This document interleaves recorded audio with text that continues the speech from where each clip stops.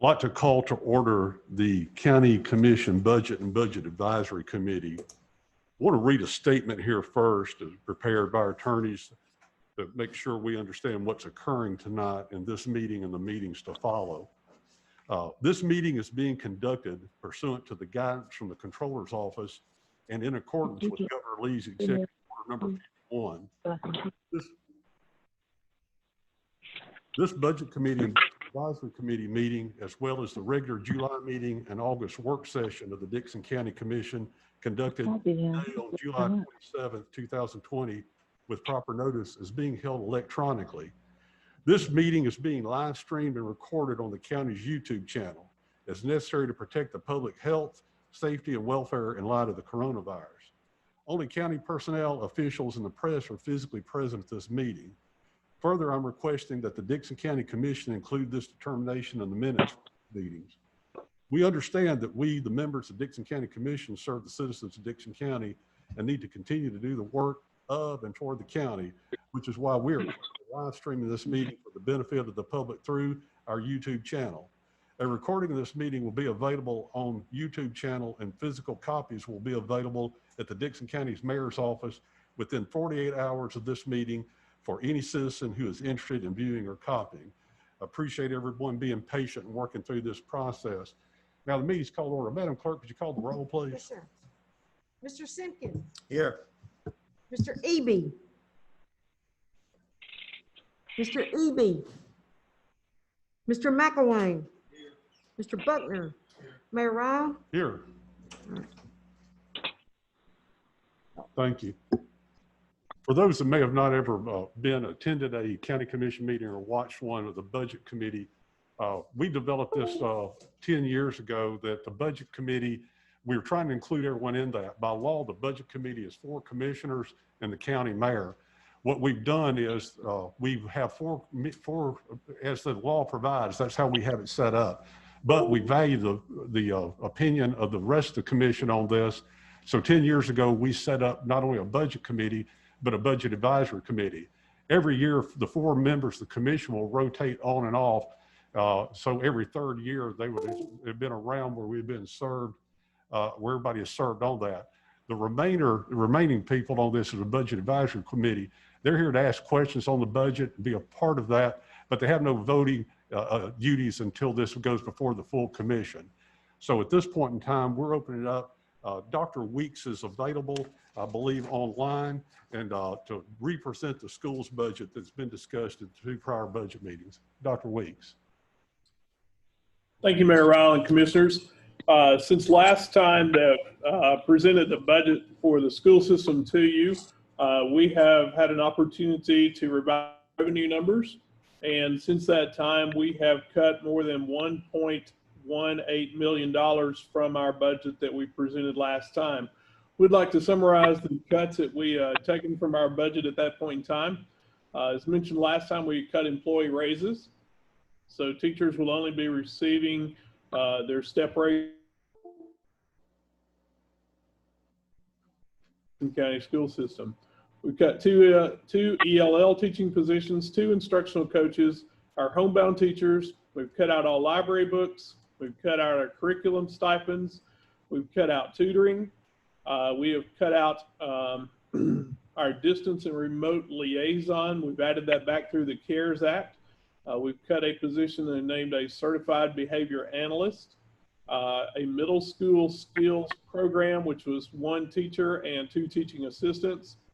We cut 2 SRO positions that the city of Dickson is helping us with at this point in time. Our maintenance, considerable degree. We decreased our digital and remote learning program at the time. We've cut out part of our attendance equipment. We've cut a social worker. We've cut our technology equipment. We cut $600,000 in textbooks. The expenses and our capital outlay. At this point in time, the budget that you have before you has no buses in there. Would remind you of our discussion that we had a couple of months ago. We will be required to buy, this time we're projecting 6 new buses, and we will need to come back and ask for those probably November, December, whenever a good feel for when those rates might be steady in terms of bus expenditures. Currently, again, we are looking at those expenditures, but our final budget that we received and have presented to you has our estimated revenues at 66.118702 and our total expenditures at 70,997,497. Mayor Rowell and Commissioners, that will leave us with a total projected fund balance of 12,495,643, and that would be of all fund balances. Our unassigned fund balance would be 7,616,848. Of that, 4,878,795 is going to be in our assigned category. So again, I'd be glad to answer any questions from our last meeting.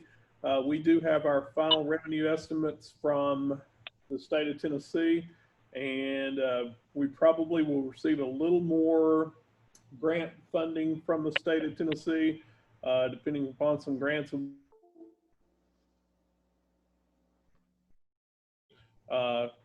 And do not see any need for any increases at this point in time in any terms of taxes and things of that nature. So again, we're presenting after trimming a little over $1 million out since last time we had talked and adjusted several other line items. Thank you, Dr. Weeks. Are there any questions for Dr. Weeks on the budget as presented?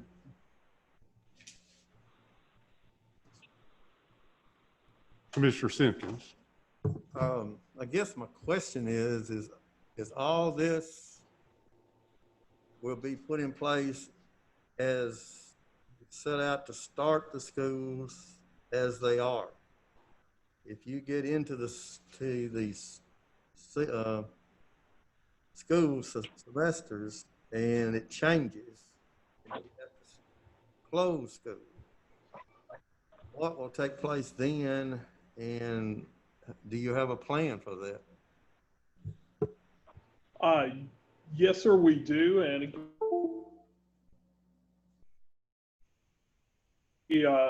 we are assuming that if we do have to go to a virtual environment, or if we have to go to a hybrid environment, the state will allow us to count actual teaching days, provide actual instruction. They have made it very clear that they are not just going to send state dollars to us as they did last.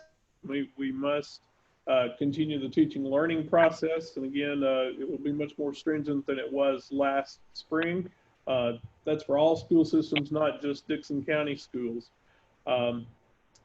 Through that, Mr. Simpkins, I think, our savings at that point in time, we'd have to evaluate those we've done this year, and I think there would be some utility savings if we are doing that again, some transportation savings.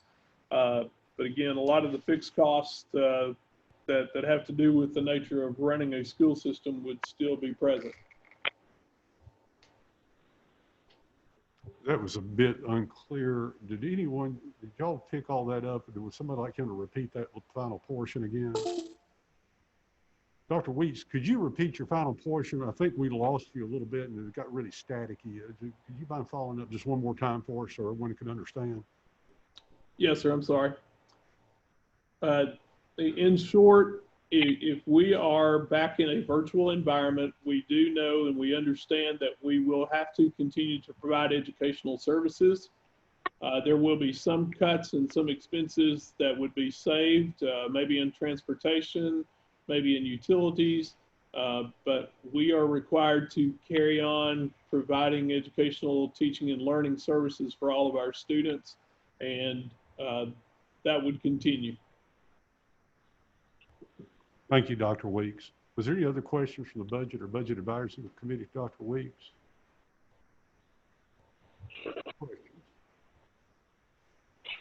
Hearing none at this point, I'd like to call on Jill Young to speak for a second on some of the issues I think we discussed at the last couple of meetings about the fund balance on schools.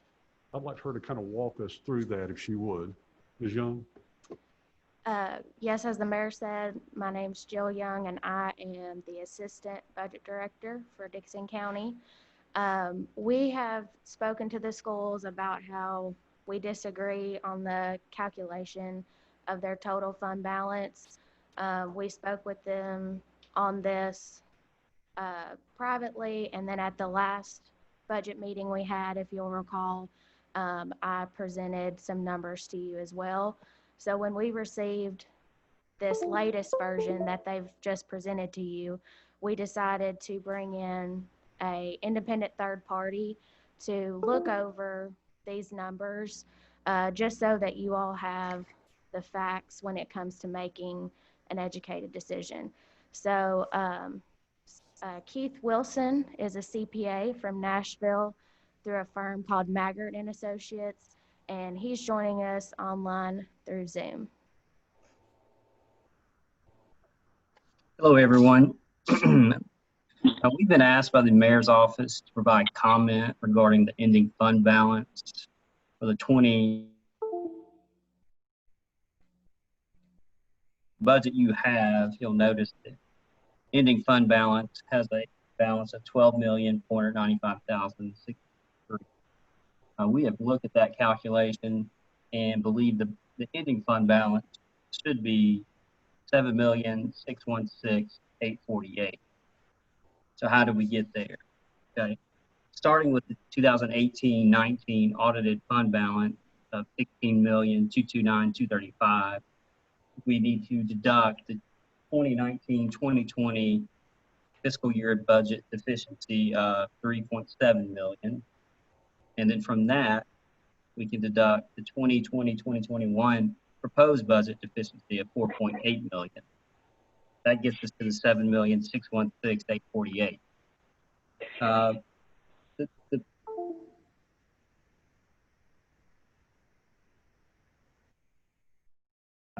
assigned for education fund balance in the total fund balance.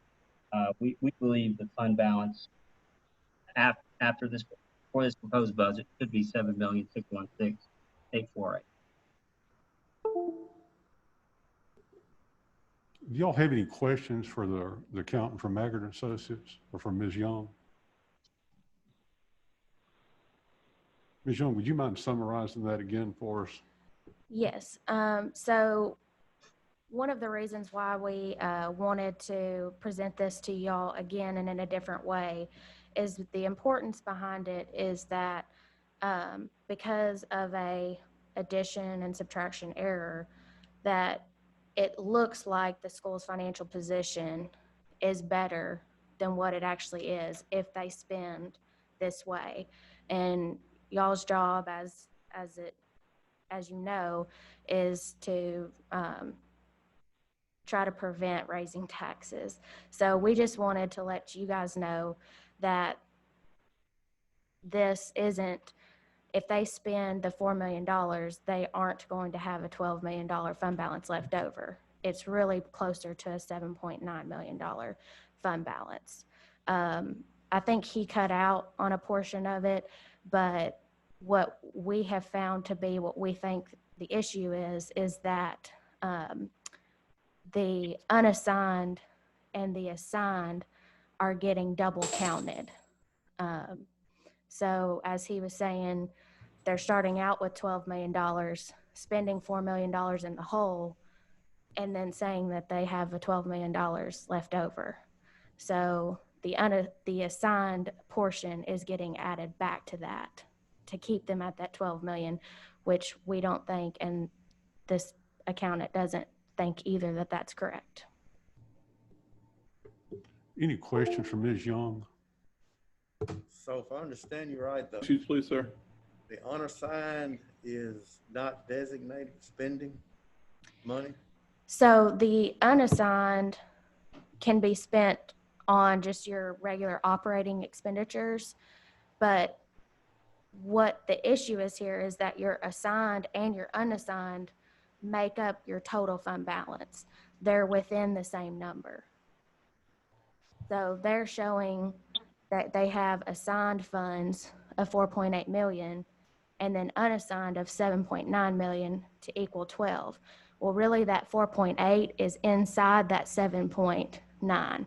So there's really only 2.8 million of unassigned if the 4.4 million is the correct amount of assigned funds.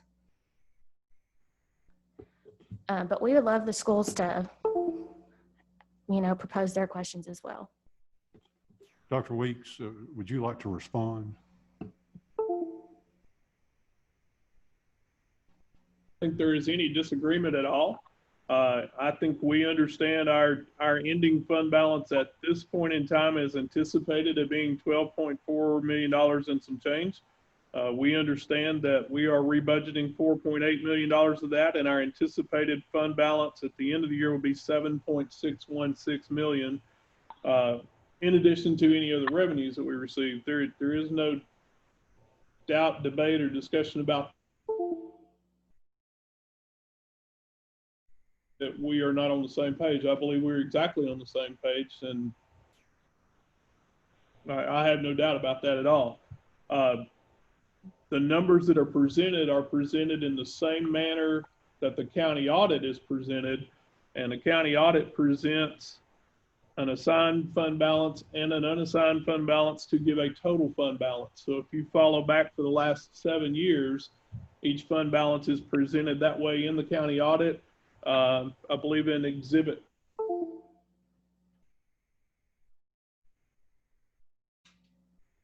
our fund balance unassigned dollars would be 7.616848, and do not question that at all. Keith, do you have any input? Yeah, I guess, what we were asked to look at was the total fund balance after this proposed budget. And I think we've come to the conclusion that the total fund balance after the 2020-2021 fiscal year end will be 7.6 million, which includes 2.8 of unassigned and 4.9 of assigned, not the 12.5 million. 7.6 in total, made up of 2.8 unassigned and 4.9 assigned for education.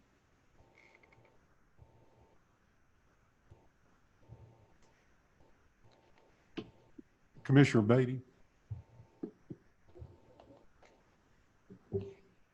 This 7.6 should be down here where the 12.4 is. At that, then the 3% test, where would that throw that number at, that 2? The 3% test is a calculation based off of total expenditures. So changing, I think so if you move that 7 down that to that 12. doesn't change that Okay, calculation. that doesn't change. Okay. No, sir, because that's based off of the 70 million number. Okay, if you back up 1 year to the amended budget 2019-20, just a step over, where they have 16 million, where they have their 12 this year. So was that wrong last year? Was that really the 12.45? Yes, it's the 12.45, and they actually used that number as their beginning So fund they balance. really didn't have 16 No, last sir. year. They had 16.2 as their audited fund balance at the end of 18-19. And the same thing on back. So that Approved first, 19 was 1107. They had 16.9, which really wasn't 16.9. correct. So the first column that says audited, that is correct. That's straight out of our audit. And then as you move across, it just seems like there's a formula error where they're double calculating their unassigned funds. So that unassigned line, that's actually the correct total fund balance. Can I ask Dr. Weeks a question? Absolutely, Commissioner Beatty. Dr. Weeks, I guess I'm having a little trouble through some of this and talking about cuts. Has there been any true cuts, or have you just not, the school board and you just not got what you asked for? Because not getting what you asked for is not cuts. So has there been any cuts in this budget, or are you just not getting, because I keep hearing, oh, we've went back and we've cut $1 million something. Did we just not get what we were asking for, or were they true cuts? Mr. Beatty, I believe the first budget that we presented to you was over $76 million. And you see our budget now is at 70997. So yes, sir, that is $5 million worth of cuts. Is that something we could see in a printout? I mean, even, because I've just seen it where we were using more fund balance. I mean, we had it up to 7 million at one time. Now we're down to 4. We just, I'm just not seeing $5 million worth of cuts. If we did, I think we would hear a lot more about this. I don't know if I'm seeing it as we're not getting what we're wanting other than cuts.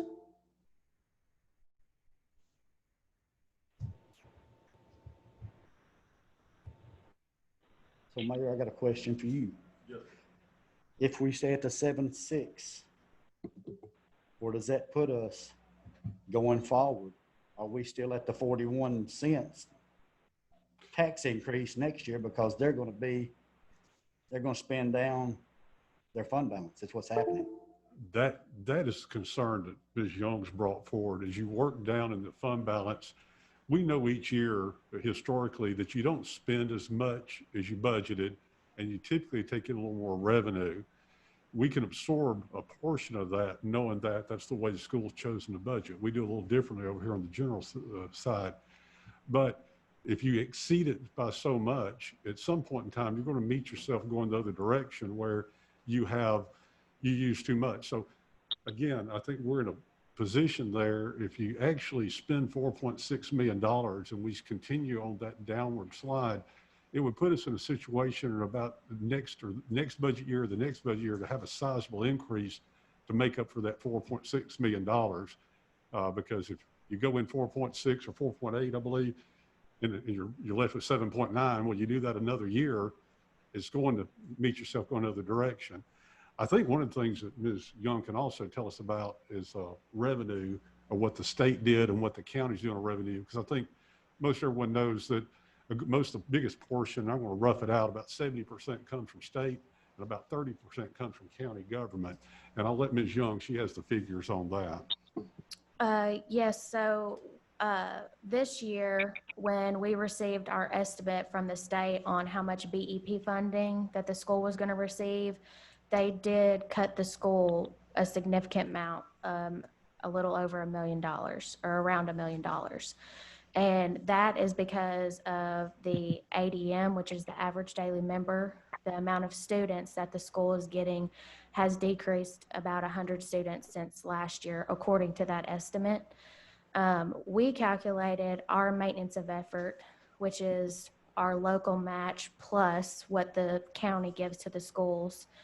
And we decided to not decrease it like we could because of the ADM going down. And we also decided not to increase it. So we have left it exactly the same as what we did last year.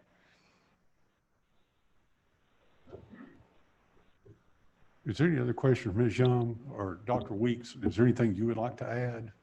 Well, what do we need to, what's the answer? Mr. Eby, hold, I'll get you. I've asked for Dr. Weeks, and please ask tonight because we're masked. I know you weren't here on time, but we're masked. So please raise your hand so I can recognize you and we get you on there. Dr. Weeks, were you about to reply? Yes, sir. I was going to say, again, there is no disagreement over fund balance. There may be a disagreement over what is presented on this document, but I will tell you it is exactly consistent with what is presented in the state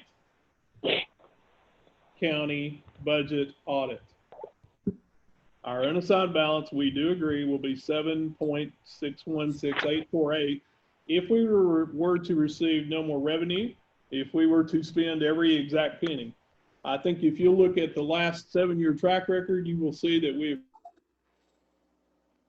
Dr. Weeks, hold on a second. Do y'all need to? what we have been allowed to budget. Dr. Weeks, please, if you would, please hold on. We've lost reception. Mr. Baer, what internet are we using in here right now? Is it, which Wi-Fi sort? I'm fixing to get the car and go up there. On that, apparently we're probably getting a lot of use on our bandwidth out there. One of the things that might help if your phone's tuned to anything on county government, go to over the air and not on a Wi-Fi signal you may be catching the building. So that might help a little bit. I'm not a technician, but that's what we do at home. We can't get the TV to work right. We turn something off. Dr. Weeks, are you able to hear us now? Yes, sir, I can hear you clearly. I apologize, but we lost signal, and the last thing I think we understood that you were in agreement on the fund balance figure that y'all delivered to the county and that Ms. Young and the finance staff came up with. Do you mind following up on that? And I'm sorry about the connection. Yes, sir. I said there is no disagreement on what the fund balance is. Our fund balance, we do believe, is $7.616 million that will be at the end of the year. I would say if, which we do have a track record of being very fiscally responsible, if we were to spend every penny and if we were to receive no more revenue. I believe that our revenue stream will come in very strong. I would say that we are anticipating sales tax that's not even included in this amount for at least 1 month, and we believe that would probably add at least $1 million to our fund balance just on that alone. We are presenting our total fund balance, and certainly we can take that line off. There is no disagreement over that. We are presenting that consistently with the way that the state of Tennessee Comptroller's Office presents that number in our audit, in the county audit, and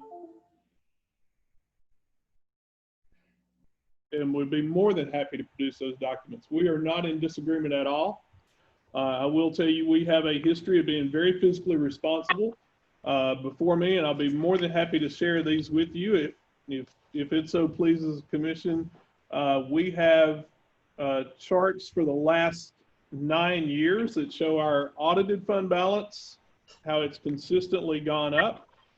We show our fund balance assigned and unassigned.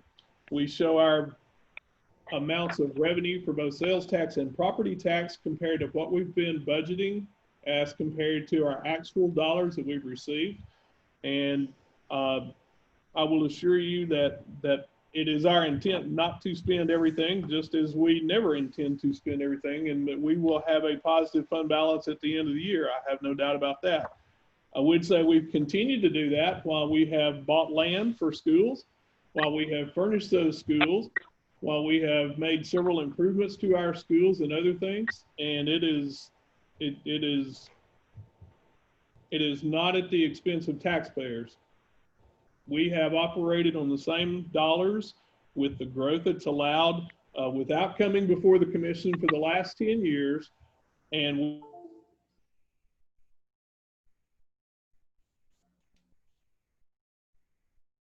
as we continue to do from our fund balance.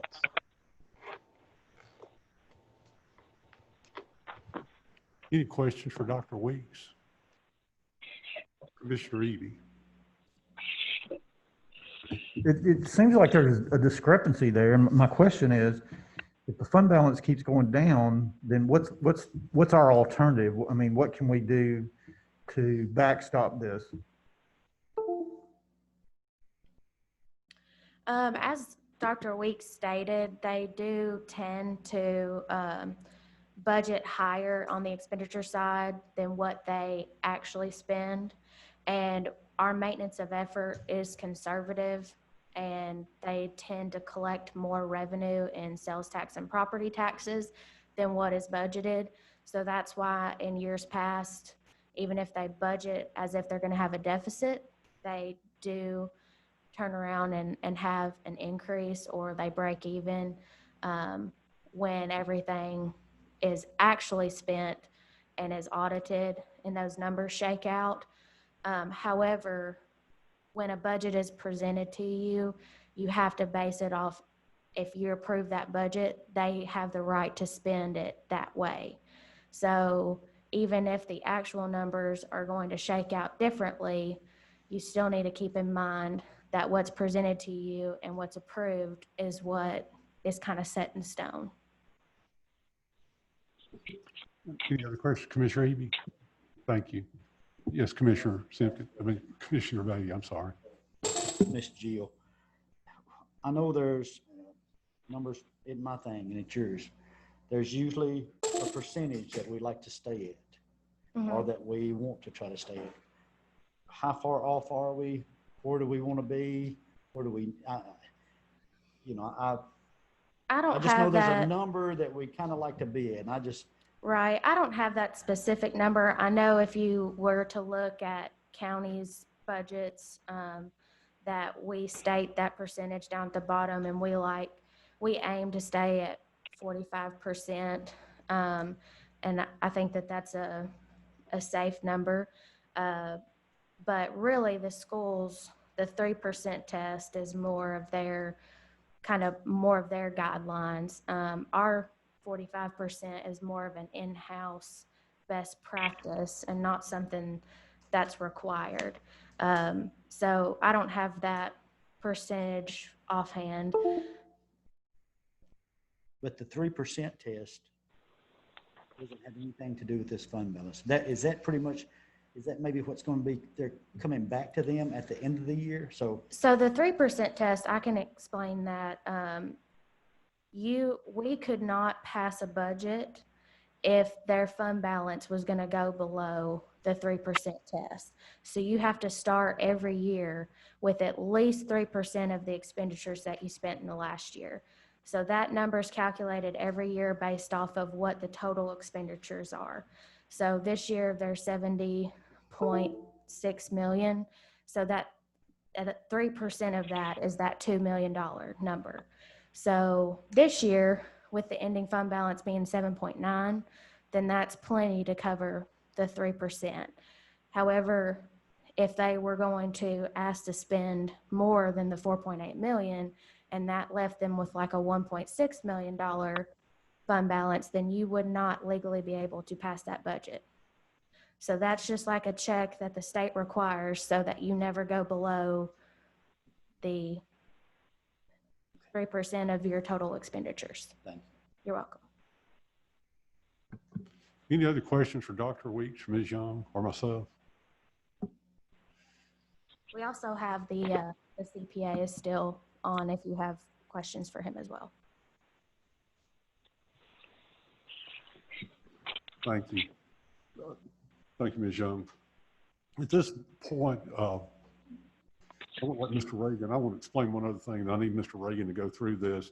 This is our typical budget meeting we'd have where we would usually pass the budget and get it moved on to the regular session. But because of the COVID-19 and our requirements for public comment, there's going to be some changes on that. And I'll let Mr. Reagan explain those here in just a minute. You've also been given your final budget tonight from Mr. Hall for general fund and all other funds.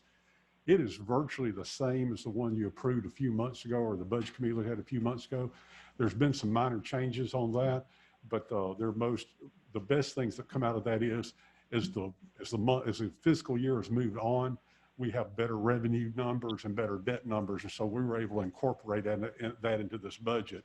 So that makes the numbers better as far as from a standpoint of being able to make a good analysis of it. So there's a good thing in going past the typical time of doing a budget. This is it right here. But feel free to look over that. I'll be glad to answer any questions from Mr. Hall, to answer any questions tonight on this.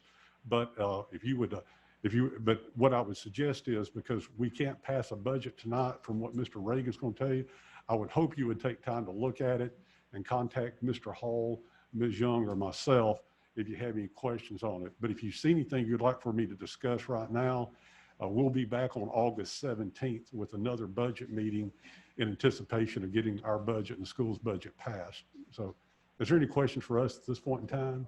Commissioner Ellis? Is there anything budgeted for the employees, a pay raise there? Yes. In that, what we did across the board was a 2% pay raise based on merit. That's up to each department head and elected official to hand out based on the compensation plan that was approved 5 years ago. And there's a 20-cent an hour cost of living raise that goes all the way across the board, regardless of what an employee's salary is. Okay. Do the guys that work at them convenience centers, do they get a raise or not? What we've typically done on part-time people, and most of those are part-time, when we get in October, we review our budget after the books have been closed, and then we review part-time people at that time. They aren't under the review process as a full-time employee. So typically, what I think the last couple of years, with a little confirmation here, we've given them a 25-cent increase. We've done that for the last couple of years. So. That was like a totally different older. Is there you have any other questions? No. Thank you. Is there any other immediate questions on that? Please take time to look at it, but I think you're going to find it pretty much within just the dollars on a couple of different accounts. But as Commissioner Ellis correctly asked and pointed out, we did put the pay raises in at this point in time. And so we're proud we could do that for our employees that work so hard for Dickson County. There's not any questions on the budget at this point in time. Excuse me.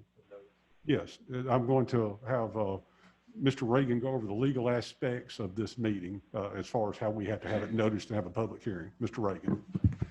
So you're familiar with the requirement that the budget committee, before that it actually passes a budget and then delivers it to the regular commission, one of the requirements under the law is that you're to hold a public hearing. Notice of a public hearing tonight was given prior to the decision made about going to electronic meetings because of the spike in the COVID-19 numbers in the county. And so because there's really not a format or a way for that to take place tonight, then the public hearing is going to be moved to the August 17th meeting. There'll be additional notice provided to the public about that. And because electronic meetings are presently scheduled to go through the end of August, then part of the notice that goes out will be an explanation of how the public will be allowed to submit comments as a part of their participation in commenting on anything that they would like to say about the budget.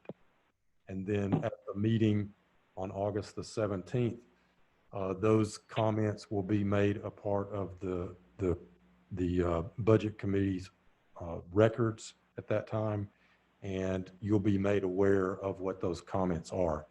And so just letting you know that if anyone asks you about, wasn't there a public hearing scheduled for tonight, that's correct, but that's also why you're not going to proceed with it tonight, so that we can give additional notice to do that. Thank you. Thank you, Mr. Reagan. Any questions for Mr. Reagan?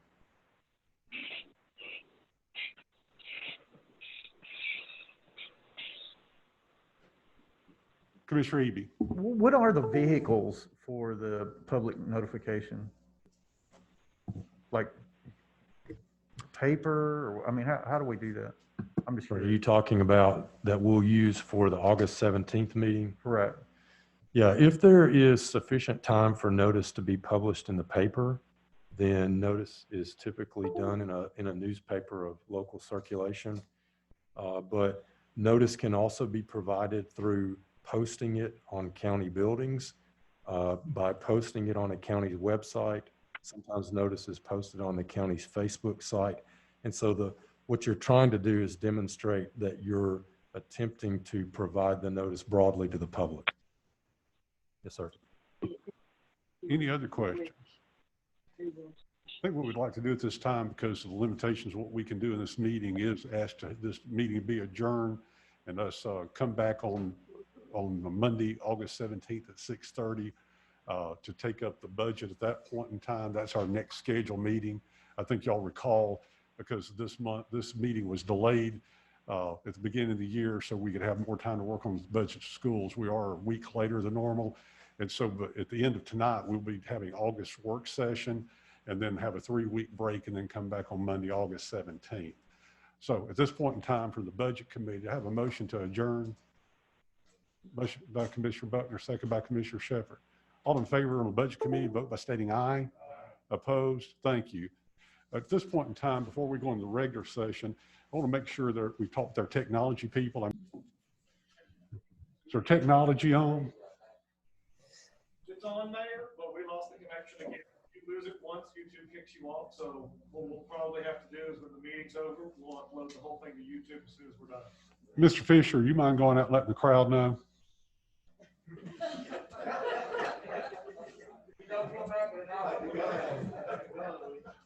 Well, I'm getting endless text messages from out there, and which I don't mind, but it's kind of hard to manage a meeting and be the technology guy simultaneously. Plus, he's better shape than I am. He can take somebody on. So. Okay, are we ready? I'd like to call to order the County Commission meeting for July 27th, 7 p.m. If y'all would, please bow and pray with me. Almighty God, our Heavenly Father, send down upon us, those of us who hold office in this county, the spirit of wisdom, charity, and justice, that with great purpose we may faithfully serve as commissioners, elected officials, and department heads to promote the well-being of all the citizens of Dickson County. Remind us as we deliberate that county government is only a convenience created by the people to be managed by us with no powers of its own except those voluntarily granted to it by the people we represent. We pray that you keep us ever mindful of this fact, and may all this be done to fulfill your purpose through Jesus Christ our Lord. Amen. Everyone stand for the pledge. I pledge allegiance to the flag of the United States of America and to the republic for which it stands, one nation, under God, indivisible, with liberty and justice for all. Madam Clerk, could you call the roll, please? Mr. Simpkins. Here. Mr. Eby. Here. Mr. McElwain. Mr. Beatty. Mr. Dawson. Ms. Spicer. Mr. Buckner. Mr. Ellis. Mr. Shepherd. Mr. Corlew. Ms. Hayes. We do have a quorum. The first order of business is the approval of minutes of the June 22nd, 2020 meeting. Mr. Shepherd, had a motion by Commissioner Shepherd, second by Commissioner Buckner. Any discussion? Hearing none. All in favor, vote by stating aye. Aye. Opposed? Thank you. Next item of business, committee reports. Any committees to report? Hearing none. The next order of business is appointments. The appointments are Regional Solid Waste Planning Board, the reappointment of Commissioner James Cotton Dawson. I'll open the floor for a motion. Motion by Commissioner Corlew, second by Commissioner Spicer. Any discussion? Hearing none. All in favor, vote by stating aye. Aye. Opposed? Thank you. Item number 2 on appointments is Audit Committee. The reappointment of Mr. Kenny Crow and Mr. Mike Walters, 2 CPAs in our community. I'll open the floor for a motion. Motion by Commissioner Simpkins, second by Commissioner McElwain. Any discussion? Hearing none. All in favor, vote by stating aye. Aye. Opposed? Thank you. Next order of business is resolution. Resolution to release option to purchase certain real property. Whereas pursuant to resolution number 05-2018-09 dated May 21st, 2018, this legislative body conveyed to the Industrial Development Board of the County of Dickson, the IDB, certain real property consisting of 6.02 acres of unimproved industrial property located in Dickson County Industrial Park, the subject property. Whereas the conveyance of the subject property by the county to the IDB was quitclaim of record in book volume 1367, page 316 in the Register of Deeds Office of Dickson County, Tennessee. Whereas as part of the above referenced conveyance, the county reserved to itself an option to purchase the subject property under certain conditions, the purchase option. Whereas the county has received a request to release the purchase option. Whereas the legislative body has determined that release of the purchase option is the best interest of the citizens of Dickson County, Tennessee. Now therefore be resolved by the legislative body of the County of Dickson, Tennessee, meeting its regular session this 27th day of July 2020 in Charlotte, Tennessee, that the county mayor is hereby authorized to execute any and all instruments and documents to release the purchase option. I'll remind you, this property is located on Sanker/Reliance Road. It is, if you're going through the industrial park and you pass the substation of Dickson Electric, it's just probably a couple of 100 yards down on the left. It was part of a larger tract that we had there and had no use for. Mr. Kerry Langford purchased that through the Industrial Development Board, as it said back in 2018. He's in a position where he's ready to sell that.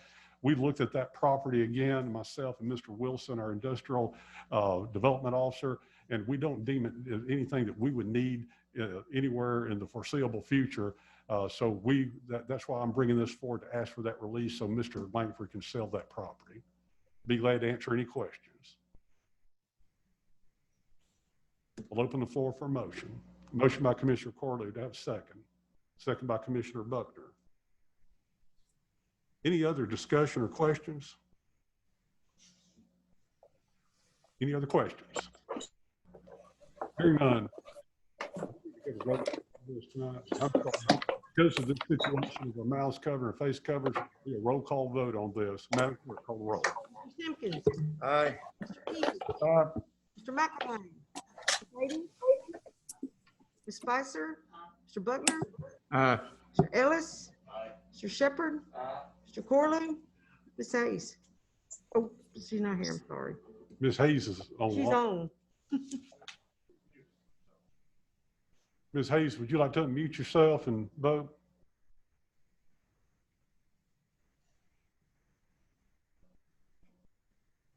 Okay, we'll move forward with that and show her as abstention. Next item of business is reduce the speed limit on the 35 miles an hour on Garton Road. Whereas within the boundaries of the county of Dickson, Tennessee, the county lies a public road known as Garton Road. Whereas certain residents living along Garton Road are requested that the speed limit along Garton Road be posted and set at 35 miles per hour. Whereas TCA 55-8-153D provides that a county legislative body has the authority to prescribe such speed limits as it deems appropriate on any road being maintained by such county and shall erect appropriate signs and traffic signs. Whereas each of the sheriff for the county, the road engineer for the county have spoken in favor of the lowering the speed limit along Garton Road to 35 miles per hour. Whereas the county legislative body for the county has determined that it's the best interest of the citizens of Dickson County that the speed along Garton Road be set at 35 miles an hour. Now, therefore, it be resolved that the county legislative body for the county of Dickson, Tennessee, meeting at regular session the 27th day of July 2020, hereby prescribes the speed limit along a portion of Garton Road is set at 35 miles per hour for the entire length and portion of the Garton Road located in the county. Open floor for motion. Motion by Commissioner Spicer. Do I have a second? Second by Commissioner Shepherd. Commissioner Spicer, would you like to speak on this? We looked at this a couple of years ago and looked at this a couple of years ago and never did really come up with a solution to it. I talked to Jerome today. I'm still getting complaints about it. People almost getting hit at the mailbox, dogs getting hit, and it's just, and since they paved it, it's just like a racetrack down through there.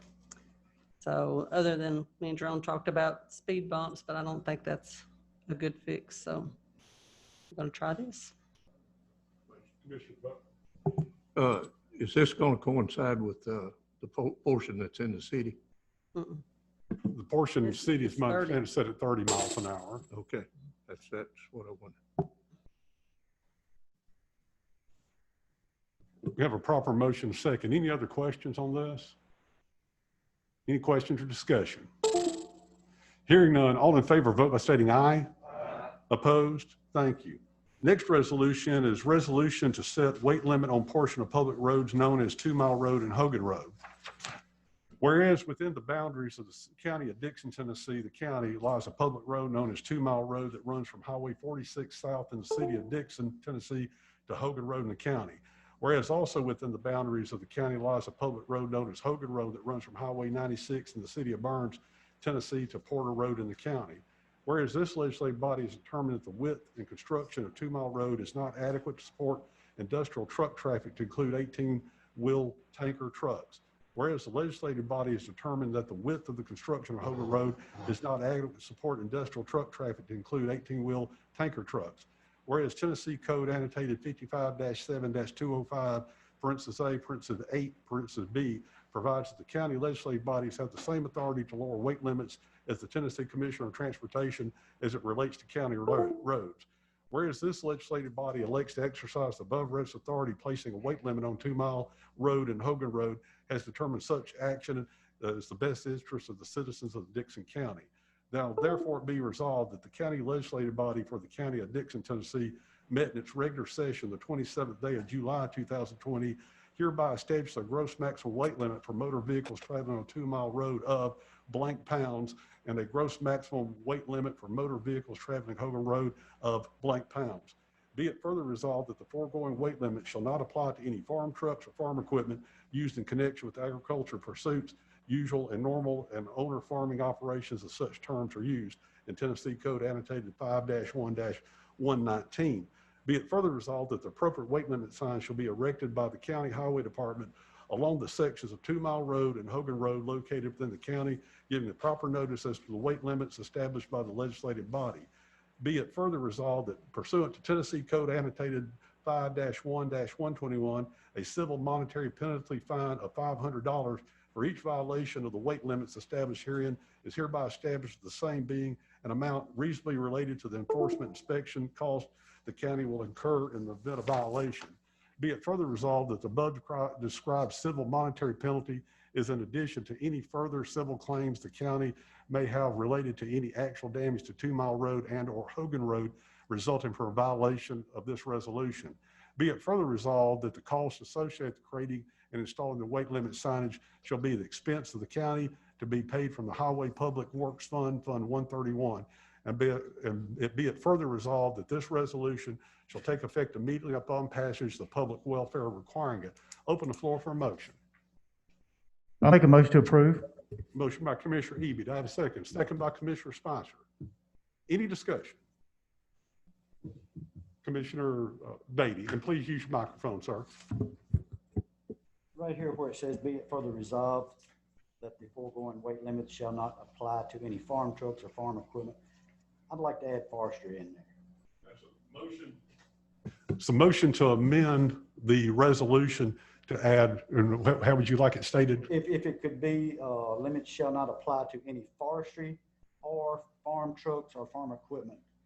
And I don't know, I might ask Brian if it should say forestry equipment or forestry trucks as well, just like it does farm trucks.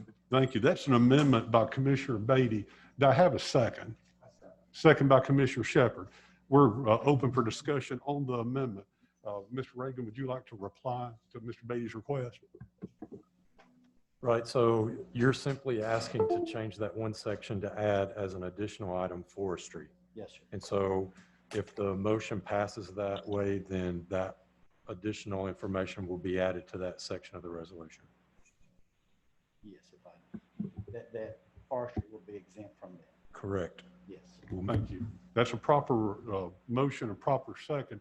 Commissioner Ellis, you had your hand raised first. If you leave it blank about how many pounds and, you know, how can you pass this if it don't have no weight limit on it, you know, if you leave it blank? That'll be open for the discussion portion. Now, we're under the amendment right now, and I'll come back to your question after we look at this amendment. So what's appropriate to discuss right now is to amend the resolution to include forestry equipment. I have a motion and a second on that. Motion by commissioners on that. That was done. Do you have any questions on the amendment to add forestry? None. Any questions? Hearing none, all in favor of the amendment to add forestry, vote by stating aye. Well, we'll have to do a roll call. I'm sorry, we're used to doing business that way. Roll call, please, Madam Clerk. Thank you.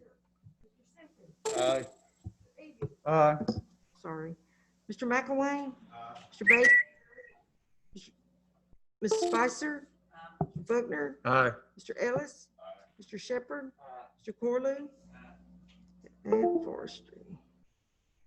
The amendment passes. Now, discussion back on the original resolution. Commissioner Ellis. And again, who would you want to direct your question to, since you already know what it is? Either you or Jerry Burgess, how can you put that on there? How many pounds? You can't leave that blank. Would you? Right, it is going to, in order for it to have any effect at all, it has to have a weight limit placed in each of those blanks. Thank you. Commissioner Eby. Yeah, the reason why that was left blank is because we need to discuss that, and I wanted to get Jerry's input into what would be appropriate for those two roads as far as the weight limit is concerned. Mr. Burgess, if you want to give your input, we do need you to stand at the microphone tonight so everyone can listen online, can hear you, or listen on the recording.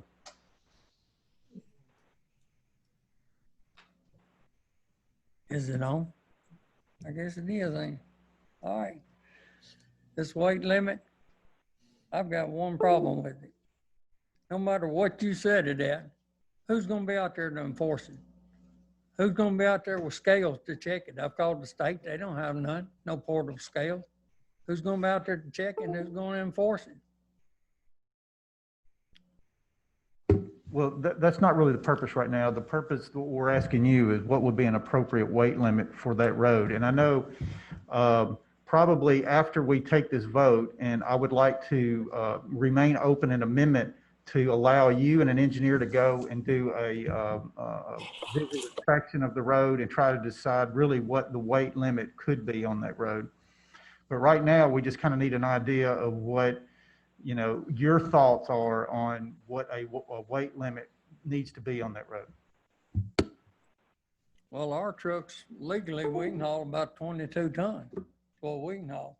So if you, and our low boy, and if we got our big track excavator on there, it's probably more than that. So I don't know without, like you said, getting with an engineer and looking at him, what he thinks, and we can go from there.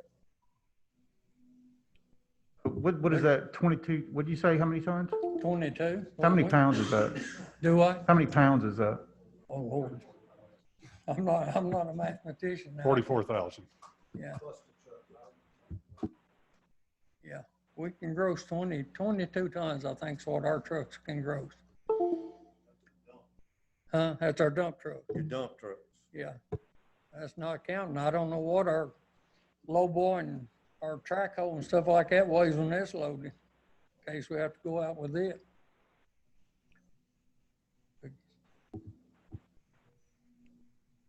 I'm sorry, Commissioner Ellis. I think you're putting the cart before the horse if you're going to leave it where an engineer is going to go out and study it. I think you should get the number first before you bring up a resolution like this. So the resolutions brought for request of county commissioners, we do any, so that's here. So it's open for the will of the commission to make that decision. Commissioner Simpkins. Question for Brian. Since the road lies in the city and the county, if we put a weight limit on one end of it and the city don't go along with it, how does that work? Well, anyone traveling on the road would have to comply with the weight limit that's been established by the section of the road that's governed by whichever body. And so someone entering onto that road, if there were two different weight limits set, they'd have to make sure that they're going to comply with both of them if they're going to travel on the road. To Mr. Burgess's point, and I have had this discussion with one or two of the commissioners prior to this meeting. It is important, and I think in this case, Commissioner Ellis raises this, to have some objective standard for determining whatever weight you're going to set on the road. Have it inspected by Mr. Burgess and an engineer.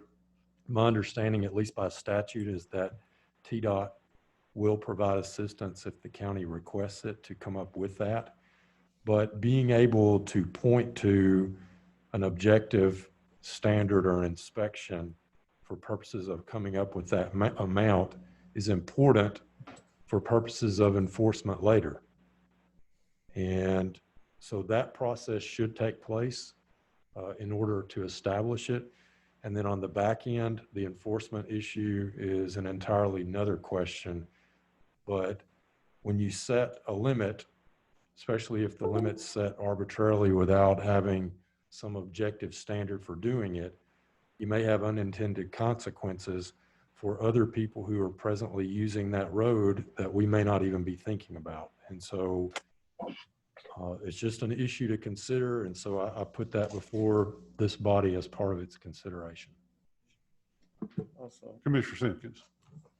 Also, Brian, does it have any bearing that's in the 20-year growth plan in that area as far as infrastructure? Well, that gets into more of a question of being able to limit weight limits on roads based on how property may be used. And, you know, without getting into a detailed discussion that opens up a whole different can of worms, obviously it's a consideration to be given when you're setting a weight limit on a road.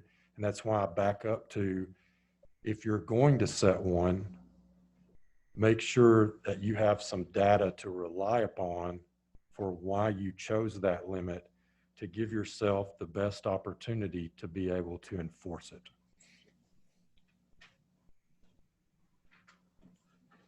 I'm sorry, Commissioner Eby. Okay, well, let's talk about the elephant in the room, right? I mean, the reason why we're doing this is because of the fuel depot, okay? You know, if you're like me, you've gotten, I don't know, 300, 400 emails. You've gotten a bunch of calls from people who are concerned about this. And here's what really upset me about the whole thing. The first time I heard about it was in the paper. And we, as county commissioners, I think, unless I'm just wrong about this, should be able to know what's going on in the county before the paper publishes something. Now, some of you may have been aware of that before that time, but I've come across some documents that say that the county was working on this project as early as February of 2019, and we knew nothing about it. We were all hit with this, blindsided, and you know, we were told there's nothing we can do. We just have to accept this and go on with life. But the people don't want it. It's obvious that there is a groundswell of people getting involved to oppose this fuel depot. This is kind of an end around way to do it. And yeah, we can establish, you know, whatever weight limit, you know, 44,000 pounds, we can establish that tonight. And then we can amend it after a engineer study is done to say, okay, well, we can amend it to whatever weight it is. But I think it's imperative that we get this passed and that we show support to the people who are against this thing. And will it work? It may not. I don't know. But at least at the end of the day, we can say we have tried to do what we could to support the people that we represent. And I'm sure all of y'all in all of your districts have got people that are opposed to this and are willing to stand out in the heat out here, you know, for the planning commission meeting that, by the way, they voted it down, but that's not the end of it. So it's our job to represent the people. And when we don't do that, we need to be doing something else. And so I think we need to pass this tonight. We need to, and then come back later. If we have to do an amendment, we'll do an amendment. And then we just, you know, go from there and just see what happens. The enforcement part is not the important part. That's not our goal, really. It's to send a message that the people of Dickson County do not want this fuel depot in our county. And so this is the only way that I found that we can do that. And so I ask that you support this, vote yes, and let's move on and let's see what happens. Thank you. Thank you, Commissioner Eby. Commissioner Simpkins. Don't mind putting a weight limit on those lines right there, but your county road supervisor standing right there just told you if he loaded his heaviest piece of equipment on a lowboy and drove it out through there, you're looking at 80 to 90,000 pounds of weight. So are we going to restrict that truck from going out there if you have storm damage or some kind of reason that he needs to get there with that piece of equipment? I don't have a problem putting numbers right there, but let's put the right ones there. Let's don't just throw something on there and say that you know, this will fix it. You can't stop your own goblet from functioning by putting something on there. It's a tanker, is it 80,000? Is that the maximum? 80,000? That's what we don't want running up down that road. I'm not your best source on that. I think Mr. Burgess would be. So you're saying if we put it something below 80,000, you can't go up and down that road with your lowboy? Probably not. With our lowboy and the track hole loaded on it, or lowboy and our big dozer loaded on it. Commissioner Eby. Brian, can we exempt county vehicles also?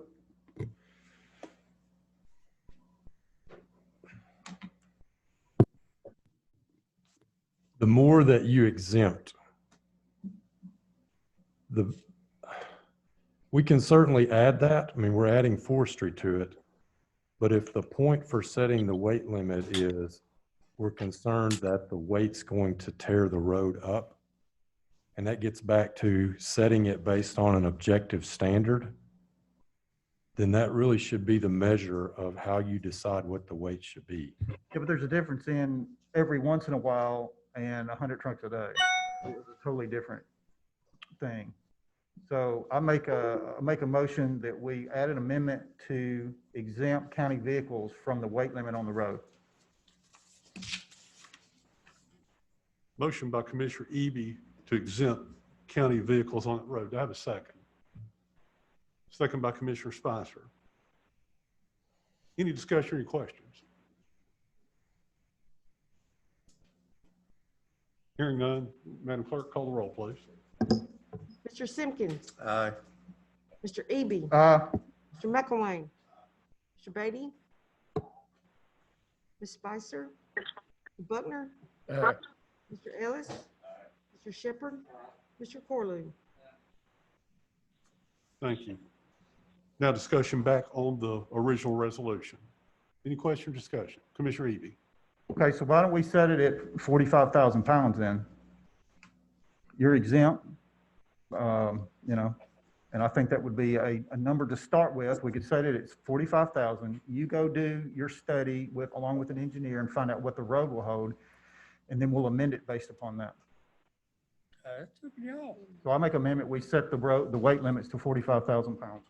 What would that equal out to y'all? Y'all mathematicians don't know what that is. 22.5 tons. How much? 22.5 tons. Why don't we ain't got a science like that. Why don't we just set it at like a 25? Because we have them. I make a motion, we set it at 25 tons. Hold on 1 second, Commissioner Eby. On this is still on the resolution that's not completed. Can we do that as amendment, or can that just be filled in by the commission at this point?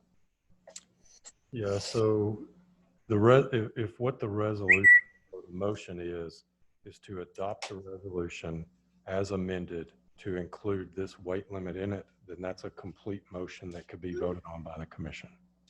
So this is an amendment to the resolution. No, did I misunderstand you? Right, so right now before, I mean, what the commission could do to clean it up is they could simply vote to set aside everything that's been done and start over in this case, because I think there have been so many amendments to it, and now you're coming back to add this. It may be easier to just have, yes. Do it as one amendment? Yeah, well, I lost track of the amendments. I apologize. You lost me on it. I think we're looking at an amendment right now of 25 tons. It's the max. Is the max on this. Now, is that to be done as amendment, and that's the motion that Commissioner Eby's made. But it's in the regular resolution, but it's just not stated. So that's why we had an incomplete resolution that we're voting on. So I'm back at the beginning. So then you got Robert's Rules of Order. Okay, well, the motion that he made was on the resolution that did not have it completed. Then you amended that to add forestry. Then you amended it to add county as an exemption. And so at this point, go ahead and make it as an amendment to fill in those two blanks with 25 tons each. Vote on that amendment and then vote on the resolution as a whole. That's an amendment by Commissioner Eby to make it 25 tons. I have a second. Was that second by Commissioner Spicer? Any discussion on this? Mr. McElwain. I don't know what they know. It's a 20 ton, it's usually 20 ton. Can you hear me? This is Linda Hayes. Hey, let's hold on. Let's all. Can you hear me? Okay. Thank you, Commissioner McElwain. Who would like to speak next? I want to make sure everybody can hear you. Ms. Hayes. Commissioner Hayes, Would you like to speak? Yeah, I've been trying to, I've not done my phone correctly. I was trying Ms. Hayes, would to you like to? reword everything and put it all into one amendment or one original motion, maybe. I didn't follow what she said. She broke up.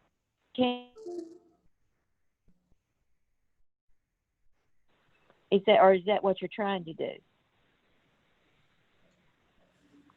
Well, this amendment is to go back and fill in the blanks on the initial resolution.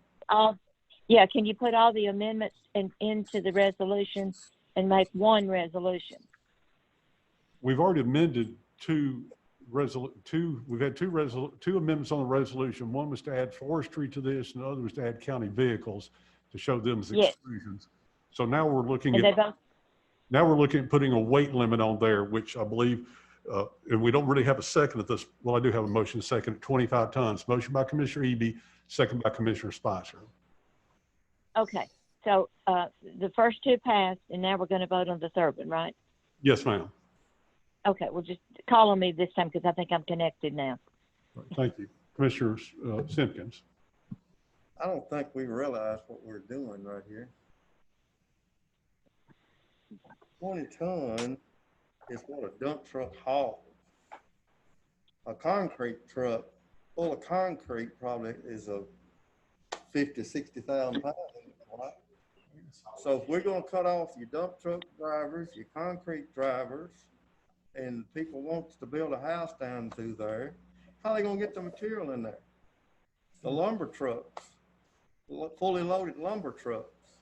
I mean, you're fixing to shut off a whole bunch of stuff when you put that amount on there. And are we going to do that? We're going to sit here tonight and tell all our trucking firms here in Dickson and surrounding areas that, no, y'all can't use that road. And you're not going to build no more houses down through there? Y'all better think about it. Thank you, Commissioner. I have a farm truck. This is an old low-bore farm truck. Mac. It's rate. I've got it at 60,000 pounds, and I don't haul them but hay and small, just farm equipment on it. And I've got it tagged at that. So I know dang well gravel trucks, concrete trucks, lumber trucks. I mean, y'all better think about it, because you're fixing to cut all your people off the road, and you're going to end all the house building down through there. Thank you, Commissioner Simpkins. Commissioner Eby. Yeah, again, as I said, we can go ahead and pass this at 25 tons, and then we can make it where we can amend it if we need to amend it to raise the limit based upon your objections there.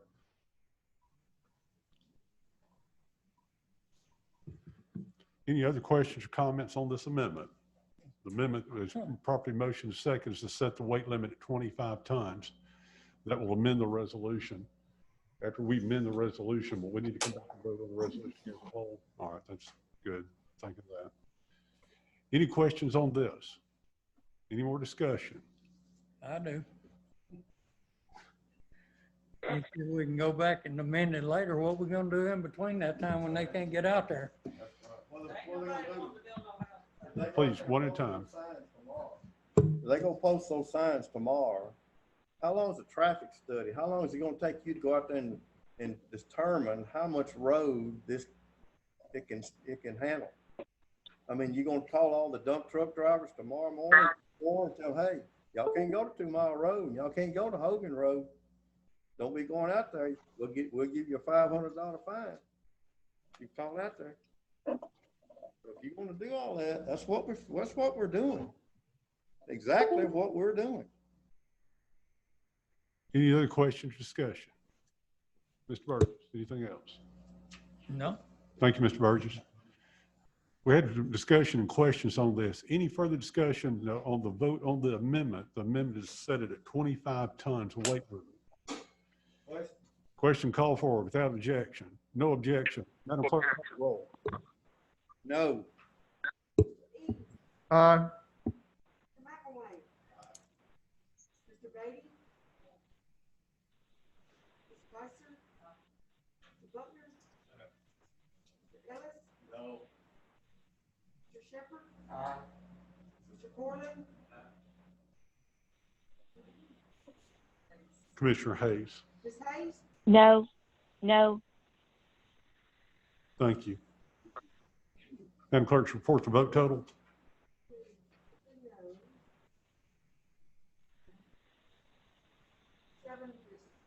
Thank you.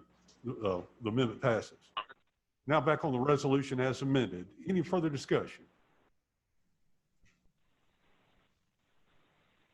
Any discussion, any questions? Hearing none. Madam Clerk, call the roll. Aye. Aye. Spicer? Butler? Ellis? Shepherd? Corley? Ms. Hayes?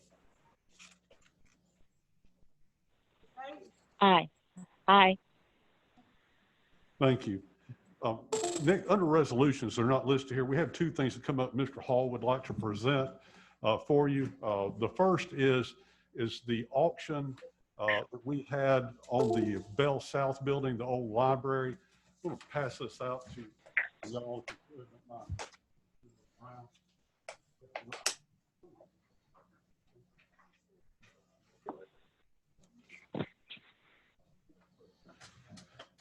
As you recall, in October of last year, this body gave permission to declare the old library, probably better known as the Bell South building, as excess property. So at that point in time, we started to have a sale, but went through the winter months. We felt like for various reasons, it was good to pull back on that. Over the last few months or last few weeks, we advertised this locally in the local paper, in the Tennessean, Sunday paper, and the National Business Journal, so we could get a wide variety of bidders on this. This auction was held as a silent bid. It was on Friday at 10:30 that the bids were due at 10 o'clock, I believe, on Friday, and they were opened at 10:30 by Mr. Hall and his staff at that point in time. Mr. Hall, would you report on what you found? You want me to just read out the three? We had three bids that were received. You want me to just read the amounts of the three? Yeah. Yeah, we have, the first one that was open was $501,000 even. The second one was $210,000 even. And the winning bid was $625,000.01. So that was the winning bid there. No sale of property can happen until we bring it back to you for your approval. So that's why it's back here tonight. You gave us permission to declare that surplus, Mr. Hall declared surplus, and for us to then sell it. But any sale of property, like a lot of decisions, they have to be done by you in this body. So I'll open the floor up for a motion or any discussion that y'all would like to have on this. Motion by Commissioner Shepherd. That have a second? Is that Commissioner Buckner? Any discussion or questions? The $650,000 comes out. As we know, that building has a lot of issues with it and not a lot of value left in the building. So when we looked at this, it was more the concern of land. There's roughly 4 acres there. So for you that don't have a calculator in front of you, 650,000 divided by 4, we're selling that for $162,500 an acre on that property. What did I say? 625. 650,000, I'm sorry, divided by 4 is one. I thought it was 650. 625,001 Okay, how about 625 and 1 cent? Now, can I amend my amendment?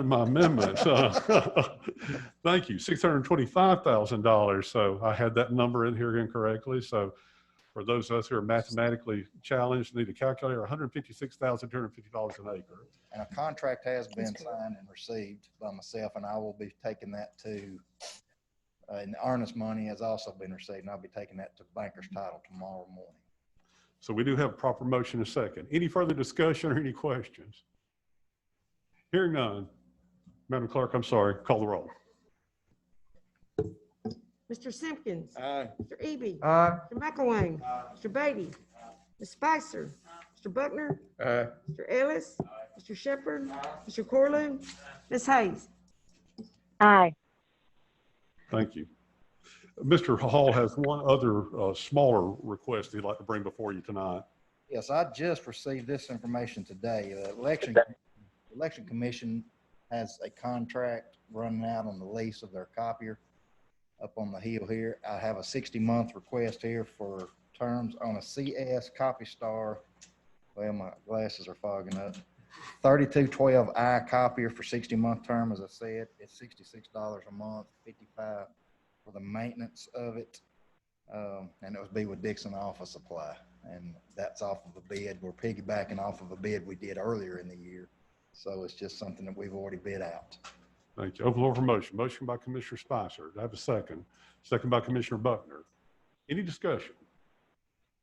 Hearing none, Madam Clerk, call the roll. Okay, Mr. Simpkins. Aye. Mr. Eby. Aye. Mr. McElwain. Mr. Beatty. Ms. Spicer. Mr. Buckner. Mr. Ellis. Mr. Shepherd. Mr. Corlew. Ms. Hayes. Aye. Thank you. Thank you, Mr. Hall. Thank you.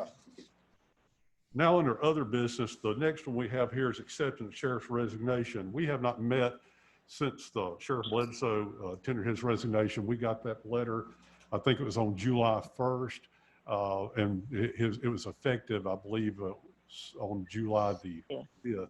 I believe, yeah, it was on Sunday, July 5th, when he asked that. So at this point in time, our discussion is to accept his resignation and declare this office vacant. I'll open the floor for a motion.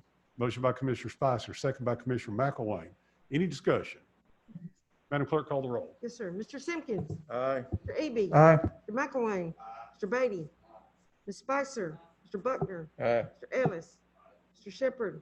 Mr. Corlew. Ms. Hayes. At this point in time that's been done in our work session, we'll take up the rules and options that the county commission has to fill this vacancy. And that will be in our next meeting after we finish this one tonight. Along the way, the commission had asked some time ago about having Mr. Darrell Gillespie, the chief operating, the head guy, I never know the exact title, the guy's in charge over at the electric department. There's been a lot of discussion in this community about broadband and the best vehicle to bring it about. I know that Dickson Electric has put a lot of time in this, where we are looking at where we can get broadband countywide and get it into places that not only the places do have it, but make it more accessible. It's important for business, for people that are doing home-based businesses, as we know now with what's going on with COVID, but even more important, it's important for our children that are in school that don't have access to Wi-Fi and internet and have to travel to get that. So in the 21st century, this is what telephones were and electricity in the 30s and 40s. It's important to get this, and we appreciate Dickson Electric taking on this task, and we appreciate even more tonight having Mr. Darrell Gillespie with us to speak on that. Mr. Gillespie.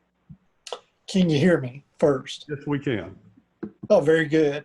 Before I get started, would really just like to commend Sheriff Bledsoe on his service to Dickson County and the community and congratulate him on his opportunities moving forward with. And he's a fine fellow and have enjoyed the opportunity to work with him. And I just wanted to get that out before I speak to broadband and what Dickson Electric System is doing right now.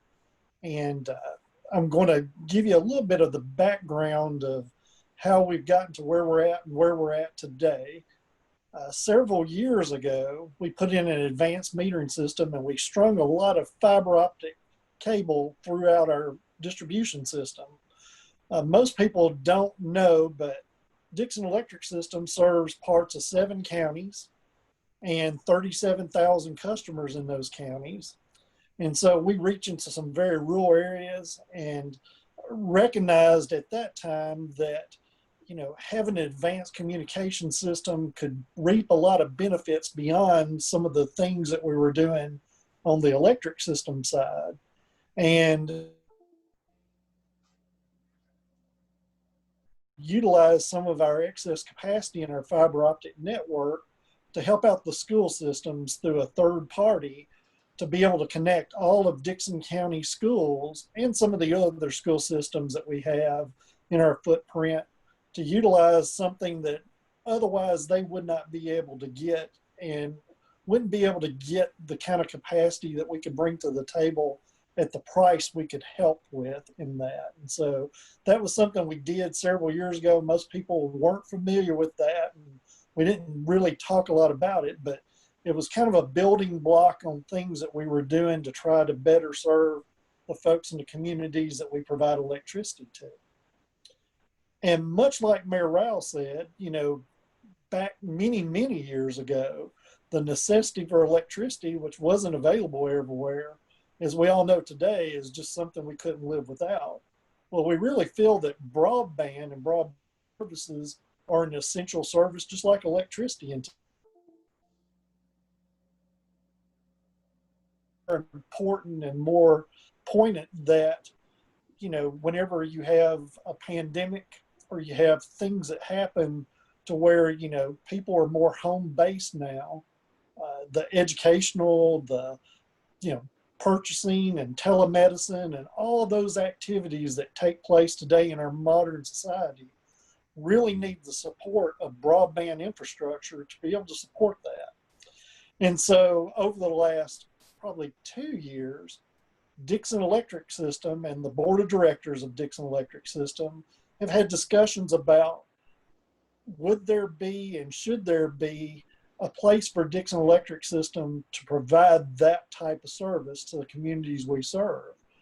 And we commissioned earlier this year a feasibility study, which is essentially a business case to see if it makes financial sense for the electric system to enter into a broadband services type of arrangement where we would make those available to the communities and the customers that we have on the electric side. After several months of studying and back and forth, that feasibility business case was completed. It had a couple of areas that we really wanted to delve into a little bit more, but generally it said that if we were to enter into that business, it would be something that would be feasible based on certain criteria and some assumptions that were made at that time. Well, whenever we discuss that, and of course, you know, we're talking about starting a brand new business with a lot of infrastructure, and there's a lot of capital cost associated with a project like that. And so the study, based on the assumptions that were made, came back with a cost of capital of just under or right at $80 million to be able to provide that service. It's a big number, and Dickson Electric System, we're a very capital intense enterprise. Our annual revenues are around $100 million a year.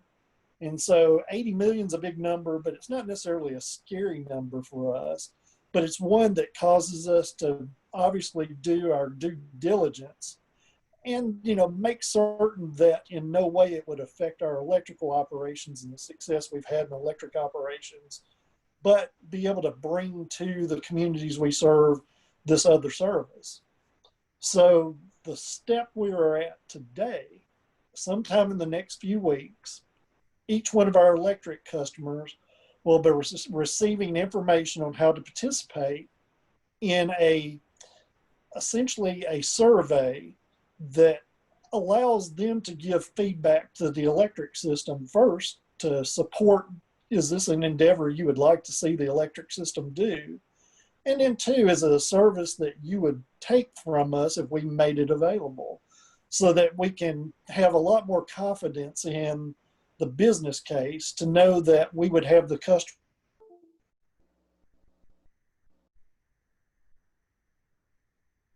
So that's where we are at today. You know, we're very aware, and probably more so right now than ever before, for the necessity. There's no question as to the necessity for broadband in rural areas, and even in areas where there's already established incumbents, to the phone companies and the Comcast and you know, the Spectrum Charters of the world and some others. There's still gaps even in the cities that we serve. And so, you know, we're really due diligence to study this, to make sure that if we decide to move forward, that we're doing the best thing for all. And I think that, you know, sometime late summer, early fall, we will be making critical decisions as to whether we continue to move forward or what path we take. There are a lot of funding mechanisms out there. The state of Tennessee and federal government realize that there's a lack of rural broadband, and they're supporting that. And if we were to move forward into that, there are several more hurdles we'd have to go through and approvals. But if we go through those steps to move forward, then we would be eligible to go after some of that grant money, which would even make our business case stronger. But essentially, that's where we're at today, Mr. Mayor and Commission. We've spent a lot of time. We're doing a lot of study. We're doing our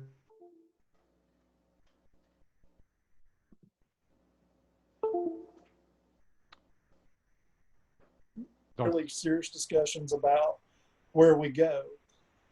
One of the big asks that I'm going to have is that if we decide to move forward, obviously we're going to need all the support we can possibly get.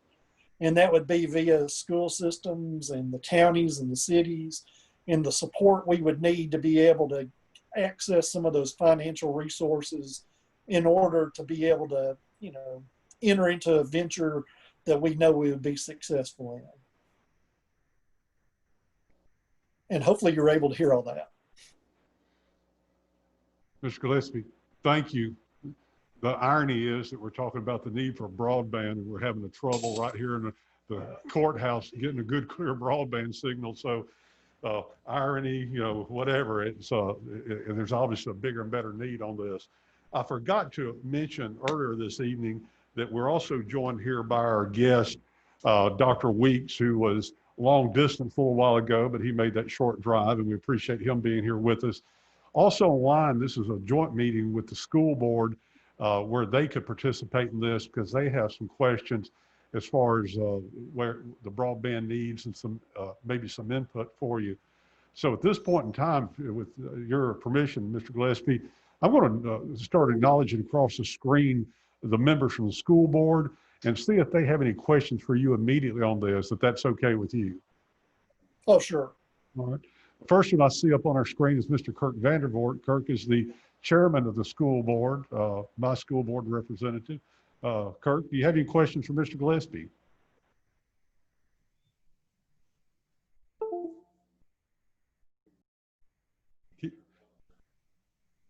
Kirk, I think you're unmuted now. So okay, can you hear me now? I can hear you now.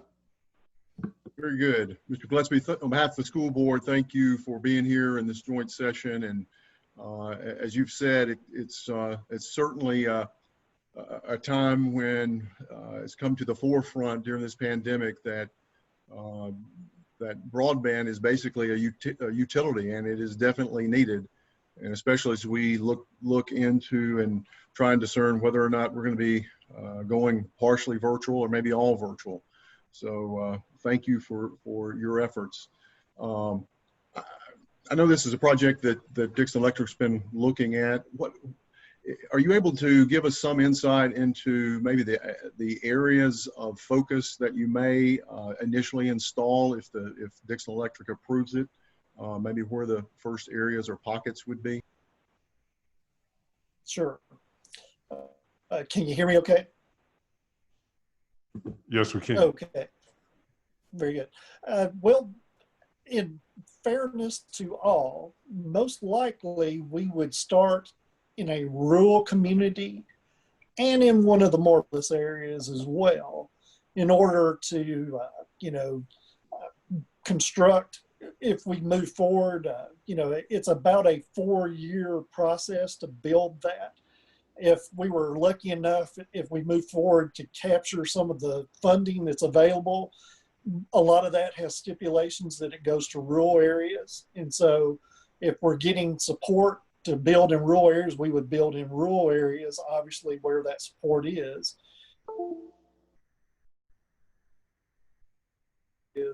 that would allow us to, be able to, get as many customers signed on to the service as possible in order to help us with our business case moving forward. But a lot of it will be driven on grant funding, on money that's available. But out of fairness to all the communities we serve, we would balance it between building and urban. The grant funding if made available as well. So I hope I answered your question. Yes, sir, you did. Just to follow up, some of the infrastructure you had mentioned that would be necessary, do you already have some of that in place? We do. Like 10 years ago, we built essentially the interstate. And we went to towers where we use an advanced metering system.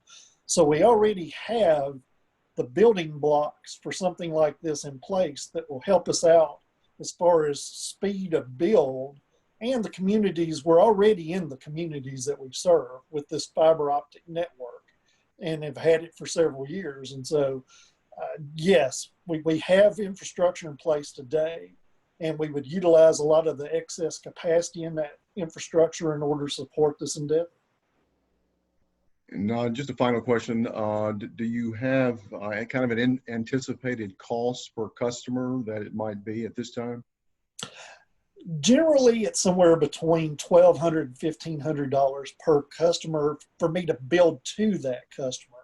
The actual cost of service, which will be part of the survey we're doing, is probably around $50 per month for somewhere around 250 megabit per second type service, and around $70 for a gigabit of service, which is a phenomenal amount of broadband speed.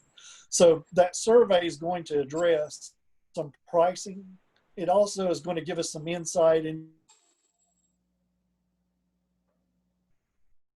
drive our build as well, because you want to go where you know you're going to be successful and get the greatest number of customers for the money you're spending as you progress along in a project. Thank you, Mr. Gillespie. Mr. Mayor, those are all the questions I have. Some of the other board members may have questions, sir. Thank you, Mr. Vanderwerk. The next one I see as a board member is Mr. Steve Haley. Mr. Haley, do you have any questions? No, I think my questions are answered in his presentation and Mr. Vanderwerk's questions. But thank you. Thank you, Mr. Haley. Ms. Hudson, I see you as the next board member on there. Is there any questions you'd like to ask? No, but I sure am glad to hear that we're making some progress in this direction, because I know we have a lot of people who don't have access now. Thank you, Ms. Hudson. Is there any other school board members on? I don't see you up on the screen. Oh, I see Sonia Brogdon now. Ms. Brogdon, is there any questions you'd like to ask?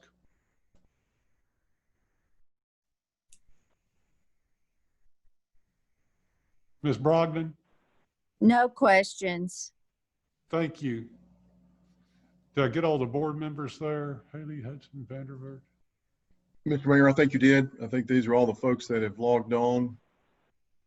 Well, thank you. I'm going to turn over to see if Dr. Weeks, is there anything he'd like to ask at this time? And after that, we'll turn over and let the commissioners ask any questions, if that's okay with you, Mr. Gillespie. Absolutely. Thank you. Dr. Weeks? I don't have any questions. Mr. Gillespie and I have talked several times, and we're excited about the potential to help our students. So, no questions. Thank you, Dr. Weeks.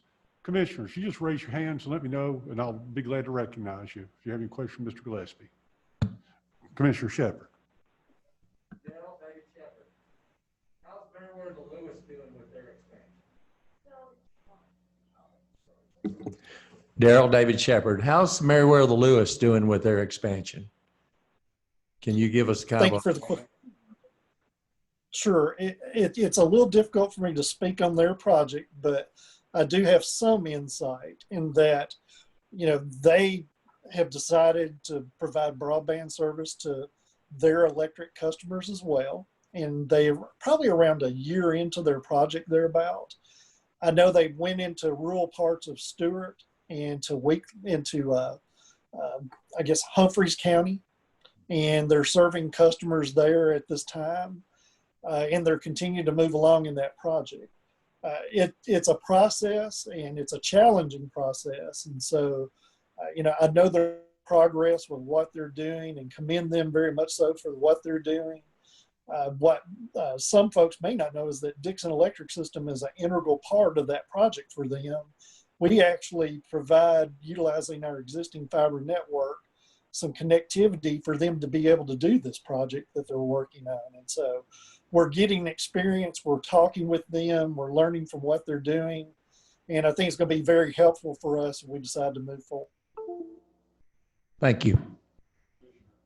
Thank you, Commissioner Shepard. Would another commissioner like to ask Mr. Gillespie a question? Any other commissioners? Mr. Gillespie, you did a fantastic job. You left everybody speechless. Well, I appreciate the opportunity to speak. And if it'll, you know, in the future, sometime over the next while, when things start to maybe get a little bit more normal, would love to come back in person as well and kind of give an update, and can do probably a much better job live than I can via the internet. Well, that's good. I also noticed on the screen, do you have a special guest next to you up there in another room? I do not. Oh, okay. That looks a lot like Elizabeth. Oh, she's at home. Okay. She's at home, yes. Yeah. Hi, everyone. I am at home and have had several visitors joining me. Sorry about that, but great job, Daryl. Great job to everyone asking questions. And as part of Dickson and sometimes the quote-unquote spokesperson, I was really interested in the questions that are out there, both from the school system and the commissioners. We're really excited to get moving forward, and those surveys that Mr. Gillespie spoke about should go out by the end of this week. And if the best you can do to tell your constituents is just to fill out their surveys. We need their feedback, and we're doing it in a way that it's not just, you know, to a percentage or sample of all of our customers. This is open to all customers. So you will not have constituents in Van Leer or in, you know, any other Charlotte or anywhere else who may not have access, saying that they never got the chance to give us their feedback. So we're really looking forward to getting that from customers, and hopefully we'll get an answer from the board within, like you said, the end of summer or early fall. So thank you, Elizabeth. And if y'all watch commercials sometime, whenever they show municipal power and cooperatives, sometimes the power for Dickson Electric is Elizabeth. So keep an eye on that. Yes, unfortunately, I'm not there to sign autographs, but you know, another time. Thank you so much. Thanks, everybody. We're going to go back to our regular business. Under other business at this point in time is the approval of the notaries. Madam Clerk. Okay. Ms. Lauren Albert, Allison Baker, Deborah Barber, Vivian Cantrell, Melissa Church, Leslie Daniel, Calissa Hafner, Michelle Hall, Sandra Harrington, Tabitha Hodges, Tammy Kilgore, Bia Saramana, Vicki Owen, and Elaine Reller. Thank you. Have a motion for approval. Motion by Commissioner McElwain, second by Commissioner Corlew. Any discussion? Madam Clerk, call the roll, please. Mr. Simpkins. Aye. Mr. Eby. Aye. Mr. McElwain. Mr. Beatty. Ms. Spicer. Mr. Buckner. Mr. Ellis. Mr. Shepard. Mr. Corlew. Ms. Hayes. Aye. There she is. Thank you. Any announcements from the commissioners here in the regular session? Two announcements then, and when we go from these announcements, we'll go right into the work session and take care of that, and that shouldn't be too long. The first announcement is the County Agriculture Extension Committee will meet on Monday evening, August 10th at 7 p.m. via Zoom. The meeting link will be sent to committee members and will be shared with other interested parties, other interested individuals upon request. That's UT Extension, so feel free to call them on that. One other announcement is that before the week's out, Mr. McElwain will be a year older, so we want to celebrate that birthday with you a day or two ahead of time. There you go. Happy birthday to you. The last announcement will be the next regular session meeting will be on Monday, August 17th, 2020 at 7 p.m. Instructions on attendance will be posted in advance of the meeting on the county's Facebook page. Do I have a motion and a second to adjourn? Motion second. All in favor, say aye. Thank you. I'd like to call to order the County Commission work session for August. The first item of business is approval of minutes. There was no minutes to approve. So the next item we'd go to is committee reports. Are there any committees to report? Hearing none, the next item of business is appointments. Sanitation Board. We have a reappointment on that. Mr. Jason Epley is up to be reappointed. I'd like to open the floor for a motion and a second on that. Motion by Commissioner Shepherd, second by Commissioner Buckner. This is to move on to the regular session on August 17th. No discussion. Madam Clerk, would you call the roll, please? Yes, sir. Mr. Simpkins. Aye. Mr. Eby. Aye. Mr. McElwain. Mr. Beatty. Ms. Spicer. Mr. Buckner. Aye. Mr. Ellis. Mr. Shepherd. Mr. Corlew. Ms. Hayes. Aye. Thank you. Under new business, the first item is errors and double assessments and tax relief. Ms. Pendergrass, she wasn't able to be here tonight, but she has handed that out to y'all. Y'all they should have been sent to you. Y'all have a copy of that? Okay, we'll send that to you. What we're looking for, this is the annual deal where she does two things, where she corrects her records for any double taxation, any errors, and it also is for the, did we do it separate on the tax relief program? Or do we do it?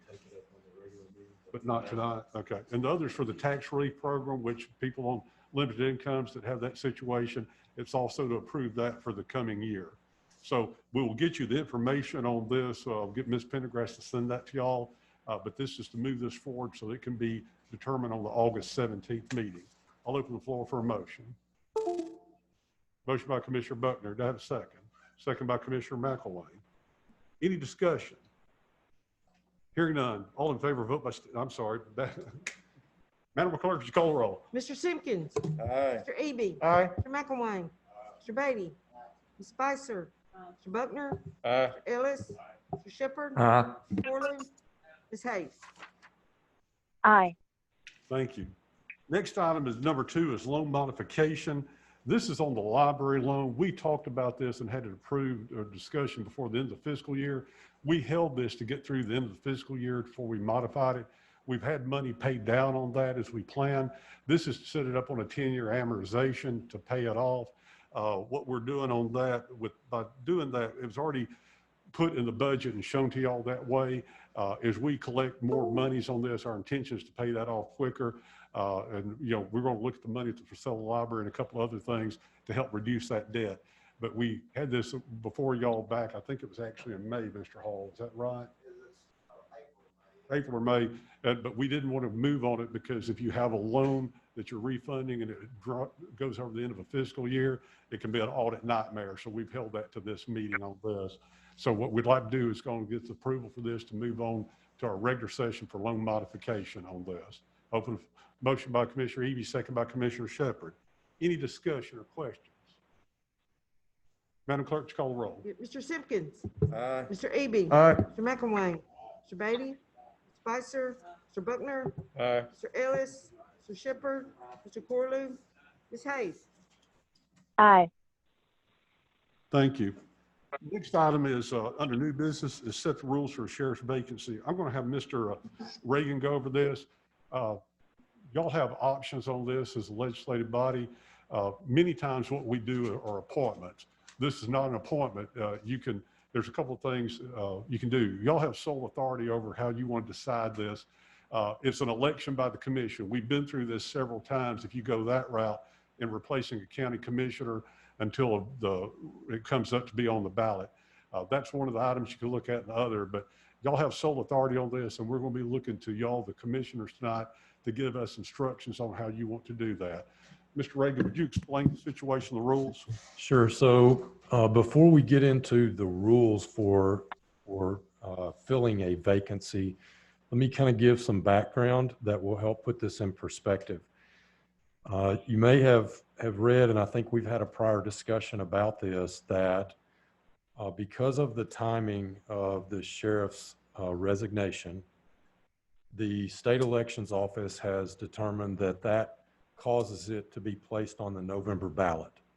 And so as it stands right now, the office of sheriff will be on the November ballot for the citizens of the registered voters of the county to be able to vote in. In the interim, if there was more than 120 days between the resignation and the vote, then the commission would be required by law to fill the position. But because it's less than 120 days, the commission has the option, not required to fill it, and it'll be filled at the November election if you do nothing. And under the law, if you take no action in this case to fill it on an interim basis, then by law, Chief Holt, who's the chief deputy, will continue to serve as chief deputy, but because he will be the highest ranking person in the department, he will be the one responsible for running the department until the election in November occurs and the office is filled.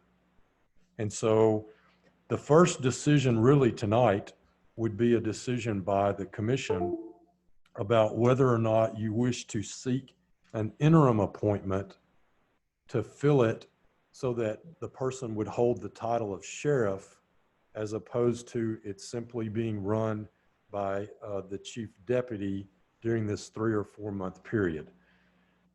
If you decide, if there's a motion to fill the vacancy during this interim period and that motion is seconded and passes, then at that point, I can explain to you a proposal as to rules going forward to actually nominate individuals and go through the process then of selecting someone who would serve in that interim basis.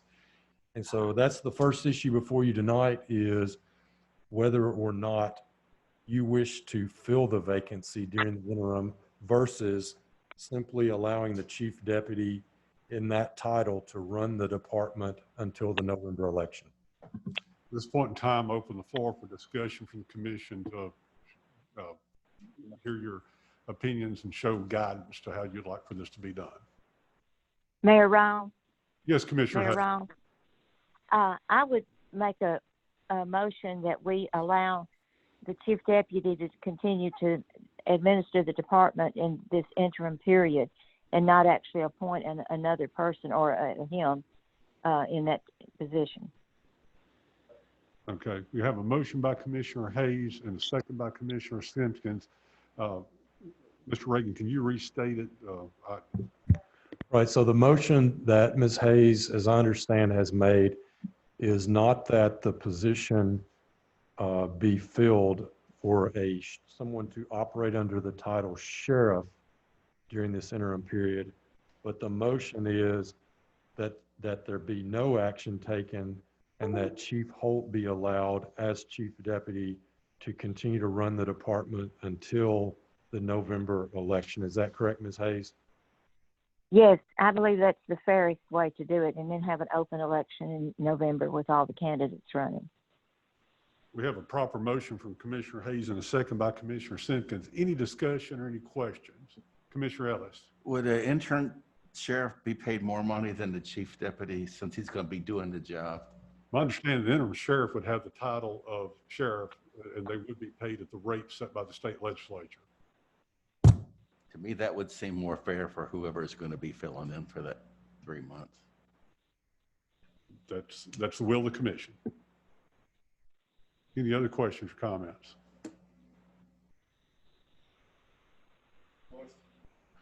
Questions called for. Is there any objection to the question being called for? Hearing none. Madam Clerk, call the roll, please. Mr. Simpkins. Aye. Mr. Eby. Aye. Mr. McElwain. Mr. Beatty. Ms. Spicer. Mr. Buckner. Mr. Ellis. Mr. Shepherd. Mr. Corlew. Ms. Hayes. Aye. Thank you. Other business, I'd like to pass a few things out, just let y'all take a look at these. This was put together by our business development officer, Mr. Wilson. Could I have one back? I always send mine off on a trip with y'all. So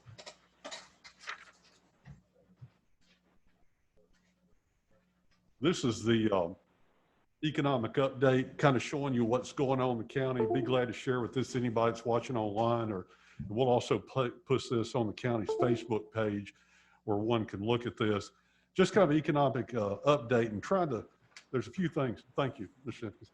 A few things just trying to show you where we were on unemployment rates. That's probably the one we're all looking at right now. In relative terms, it's good news. The state they always put out their top 10 counties and lowest unemployment and their top 10 worst counties.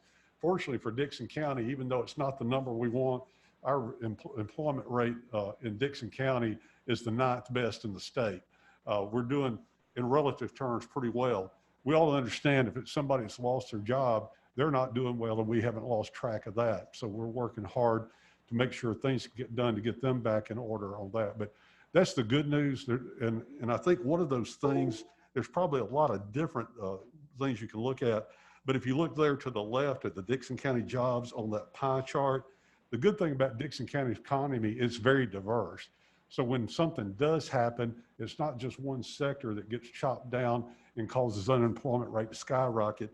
It's shared across these different spectrum. So that's something we can be pleased about the kind of businesses that operate in Dickson County and the people we have here to work, that they're in a situation on that, that it looks pretty well.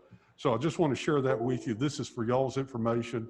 It's our economic update. We try to do this quarterly, but in bad times, that's relatively good news that we have here with this. So hopefully the economy will continue to make a rebound and moving forward. Is there any questions on that? One of the questions I'm getting quite frequently is about mask mandates, and there seems to be no middle ground on that. It's quite obvious from the numbers we've had over the last 3 weeks that the numbers have skyrocketed in Dickson County. Again, I think when we all go out and take a look, I went out Friday night and drove down Main Street. There were a lot of people out doing a lot of things and no one had on a mask. And that makes it tough to encourage and mandate what people do. But at the same time, this issue is real that we have. So mandates and telling people what to do, nobody likes to be told what to do. So I'm asking for people to volunteer, as y'all have tonight, to wear your mask. Again, I think we all know the reasons, but there's a couple of main things here. One, obviously is keeping the economy open and keep it up and running, because that's why we're recovering well. But we all have to take responsibility, as y'all have tonight. And what we're looking for is volunteers in the county, not only to wear a mask, but ask their neighbors to wear a mask. And if you're not doing it for you, do it for your neighbor, do it for a friend. Be a volunteer on this. We don't want to have to get to the point where it gets so bad where it's a mandate and you get in all kind of issues of enforcement, but it is the right thing to do. So when you go in somewhere, I encourage you to wear a mask. And a lot of businesses are requiring them now. I would like for business to take a look at that. We're all about freedom and people have freedom of choice, but we want to continue to have that. And by us taking as much care as we can, and we may get all 55,000 folks wearing masks, but a reasonable number can help slow this thing down. And again, that is the science on it. And again, I know all the different arguments, pro and con, but if everyone would take time to do that, we need Dickson County volunteers to step forward to do that. So I appreciate what y'all are doing. I appreciate what the community's doing to make this happen already, but we're going to have to step it up. The other thing is, as well as the economy, one of the more important things is education. If we want our children in this community to get back to school and be educated as we've all known it been, and take advantage of the good education system Dickson County has, we as adults, along with our children, need to take this serious, wear a mask so we can get back to the old proverbial normal. I guess it's not even a normal anymore, it's a new reality. But we can limit this by us participating and asking everyone to do that.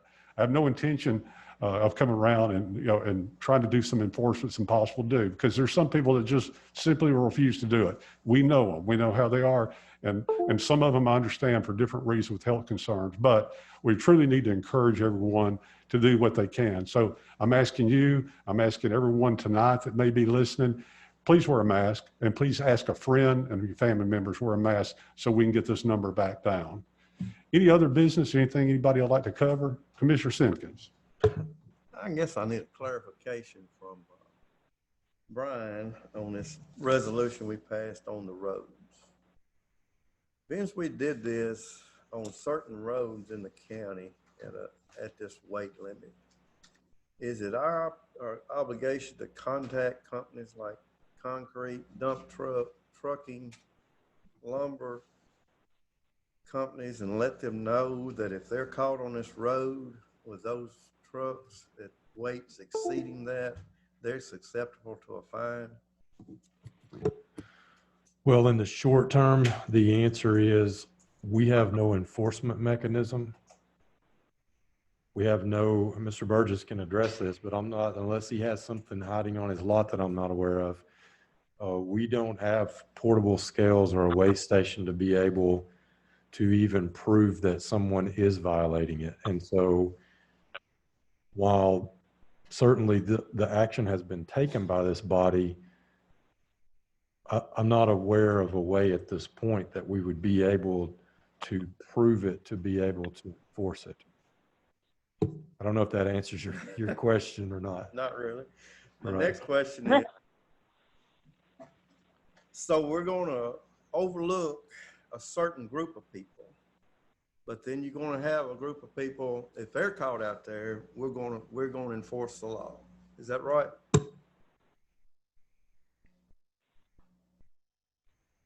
Well, that is, if you take the resolution on its face, that is correct. As I understood it as well, the request by Commissioner Eby was that over the next month that the Highway Department work to try to come back with a figure for what weight capacity those roads will actually sustain or be capable of supporting. And then that'll be back before this body at that time to consider, presumably. Yes, sir. Yes, Commissioner Corley. Commissioner, do you mind putting on your microphone? I'm sorry. It seems like we've shied away from what everyone's thinking here. I think from listening to the commissioners, we're pretty much saying we're against the fuel depot, but we're not saying it. Is there some legal reason? Is there? Legal reason for what? For us not just stating that we're against the fuel depot. Certainly commissioners can make any motion. I know that's not on the agenda for tonight, but I'm really asking questions because Sure. I know I'm a neighboring district, and I've gotten call after call, email, text message, and they've been nice, but I haven't had one person for it, and I've had multiple. Now, I have had, like Mr. Eby said, I've had close to 300 emails for it, but they're from New Jersey, Wisconsin, Illinois, all over state of Tennessee, but not one person in Dickson County. So I guess, would it do any good for us, the commission as a whole, to vote, just see what everybody feels like? It's up to the commission, the will of the commission. It's up to this body. You can bring forward any resolution, any vote you would like at this point in time. Well, I'd like to get just a feel from the commission if that's, everyone's quiet. I'd be in favor of that. Our attorney could draw up a resolution that we could vote on in a future meeting that would just simply state that we're not for this organization coming into our county. Something like that. Well, I mean, that's what the constituents in District 10 want. That's Commissioner Beatty.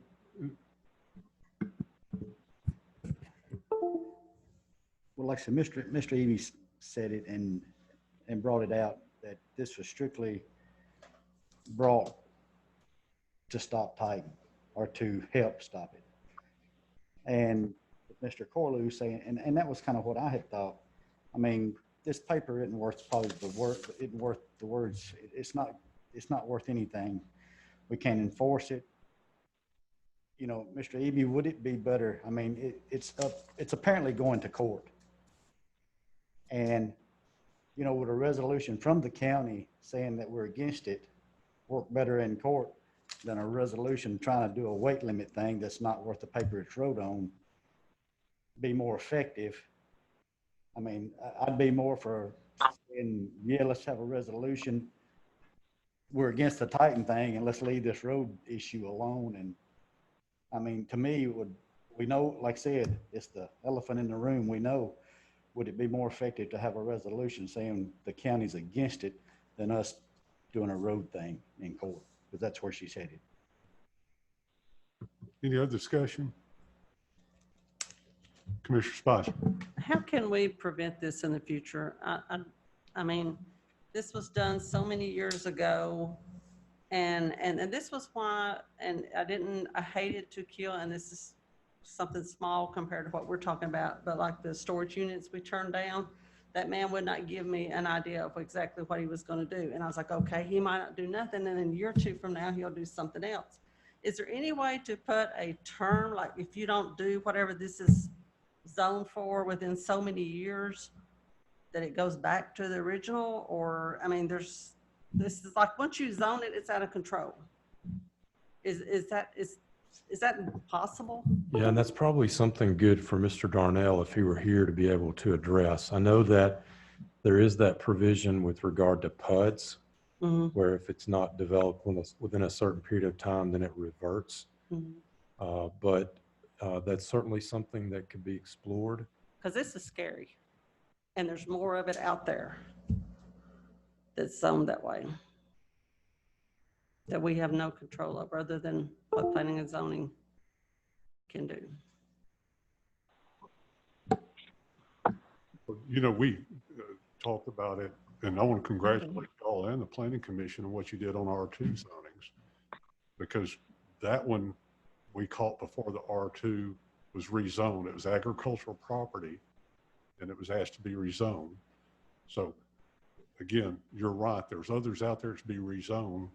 It's already zoned and may not be to one's liking. I would suggest every commissioner meet with Mr. Darnell and look what's in your district, so you'll know what's out there, because the zoning was probably put in place in 1988 or 89 in Dickson County. And again, you can, just from discussions I've had over the years, there was a lot of work done because things were grandfathered in. Mr. Buckner has one out in his area. So those are the kind of things we need to look at, but we need to be proactive with it. Y'all did a good job with the R2. The Planning Commission did that before it was rezoned. That's the best time to catch it. But I would recommend you work with, because all of you appoint your own Planning Commission members. They're your Planning Commission members by rule on that. So work closely with them, know who your commission member is, and make sure they do this, because that was the one we caught on Rock Church Road and off Camp Ravine was almost caught by accident. Even when we put the moratorium on it, that was to expire on May 31st. We had someone come in that was looking to take advantage of the fact we weren't able to have a meeting, and they were going to apply for an R2 on June, first day of June. As y'all recall, at the end of May, we extended the moratorium to June 30th, where we could catch back up with our meetings at a good time. So we have to be out front of it, because there's people to look to use the present rules to their advantage. So I think the good thing that's come out of this is the fact that everybody's more acutely aware of the power planning and zoning has after the rezoning's done. I spent time on planning and zoning 5 of my 7 years on the Dickson City Council. And I think those of y'all have spent time on it know about it. Planning Commission has more effect on what a community will look like 50 years from now than any one of y'all do. Because as you pointed out, Commissioner, once that was rezoned in February and March of 1995, this body lost control of it. So if there's ways to do it, as you said, have a sunset regulation, we need to have the Planning Commission look at that. If there's other ways we can do this, we're wide open on this whole deal. The 20-year growth plan is 20 years old now. That's about to be reopened, all the mayors to agree on that. I think it was real for a short time in 2006, and some adjustments were made then, but it's Public Chapter 1101 that requires this to be reviewed. And all the mayors I've talked to that responded to me are in favor of us stopping and taking a look at this. So this is the time to make the difference, not just for you that are serving today, but what you're leaving 10, 20, 30, 40, or 25 years from today. This is the time to make a difference, to make Dickson County not only what you want it today, but what it's going to look like in the future. So I applaud y'all for doing that. Commissioner Shepherd. Can we ask the Planning Commission to actually look at that issue? Are you saying that the Planning Commission has to recommend that if there's a change in like a 5-year moratorium or something like that, they have to do it, or can we do it? What we did on the other, we asked the planning commission because that's their authority to manage that. We asked them, I went to meet with them. It's the only time I've ever met with them in a body to ask them to do that, because I thought it was such a issue that we need to get out in front of it. So I went to them and they did it, but they asked me also to come to y'all and get y'all's approval and do it, which I more than gladly did. So we need to stop and take a look at all these things right now. And yes, if you have items that you're interested in, Mr. Darnell is always available to meet with you, but also work with your planning commission member, because for y'all, I know some of y'all haven't been here as long. We come to you for who your planning commission member is. It's not brought through the mayor's office. It's brought from the commission to us. So as you did with Mr. Brogdon in your area. So that's something we need to look at and need to look at very carefully. Thank you. Thank you. Any other questions? Thank you. Mr. Burgess? I think Mr. Beatty has made a good point. I think you'll come out a whole lot better just doing y'all sign the paper saying this, y'all are against Titan, then you are to enforce something that you can't enforce. I agree. Thank you. And we can, if you'd like to put that on the agenda for next month or for our next meeting on the 17th in 3 weeks, the body can do that. And Commissioner Corlew. I'm kind of a lame duck member here. I'm out after August, but in my opinion, that's just my opinion. This room is open for any motion or direction from the commission to put something on the agenda for August 17th. I'll make the motion. Motion by Commissioner Corlew to state the commission's concern on the industry. Do I have a second? Second by Commissioner Spicer. Any discussion? Madam Clerk, call the roll. Mr. Simpkins? Aye. Mr. Eby? Aye. Mr. McElwain? Aye. Mr. Beatty? Ms. Spicer? Mr. Buckner? Aye. Mr. Ellis? Mr. Shepherd? Aye. Mr. Corlew? Ms. Hayes? Aye. Thank you. Is any other business be brought before the commission? Mayor Rao, I have a question. Yes, Commissioner Hayes. She'll come back. Session in September. Originally, I thought we were supposed to have that work session at the new library in Dickson, and I noticed on the agenda it's moved back to Charlotte. Is that which is correct? It is correct as it shows on the agenda. Our goal was when we announced having the grand opening that date, that would be on Tuesday, September 8th, that the library, the portions of the county clerk and trustee's office would be completed. But because of the COVID situation, we were not able to get the drawings done on a timely basis because the architect and his people were all sick and they were off for quite some time. But we're now catching back up on that. The project's been bid. We're about to award the bidder on that, I believe, next week. And at that point in time, we'll have a time frame on completion. Typically, that's a 90-day job, which means in the construction world, at least 120 to 150 days. So that being said, we'll probably have the grand opening in January on that date. But we want everybody to have a chance to come and enjoy that and see the new building after it's complete. But that's why at this point in time, we've moved it back to have it here in this room live back under the old situations. The meetings that the governor approved and us having meetings electronically, that's approved through the end of August. So at this point in time, our intention is to be back at normal business. But if the COVID issue continues on as is, we may have to change that. But at this point in time, it is scheduled for Tuesday, September the 8th in this body. Okay, thank you. And that was my last announcement. Any other questions or comments? Open the floor for a motion to adjourn. Second, all in favor? Thank you.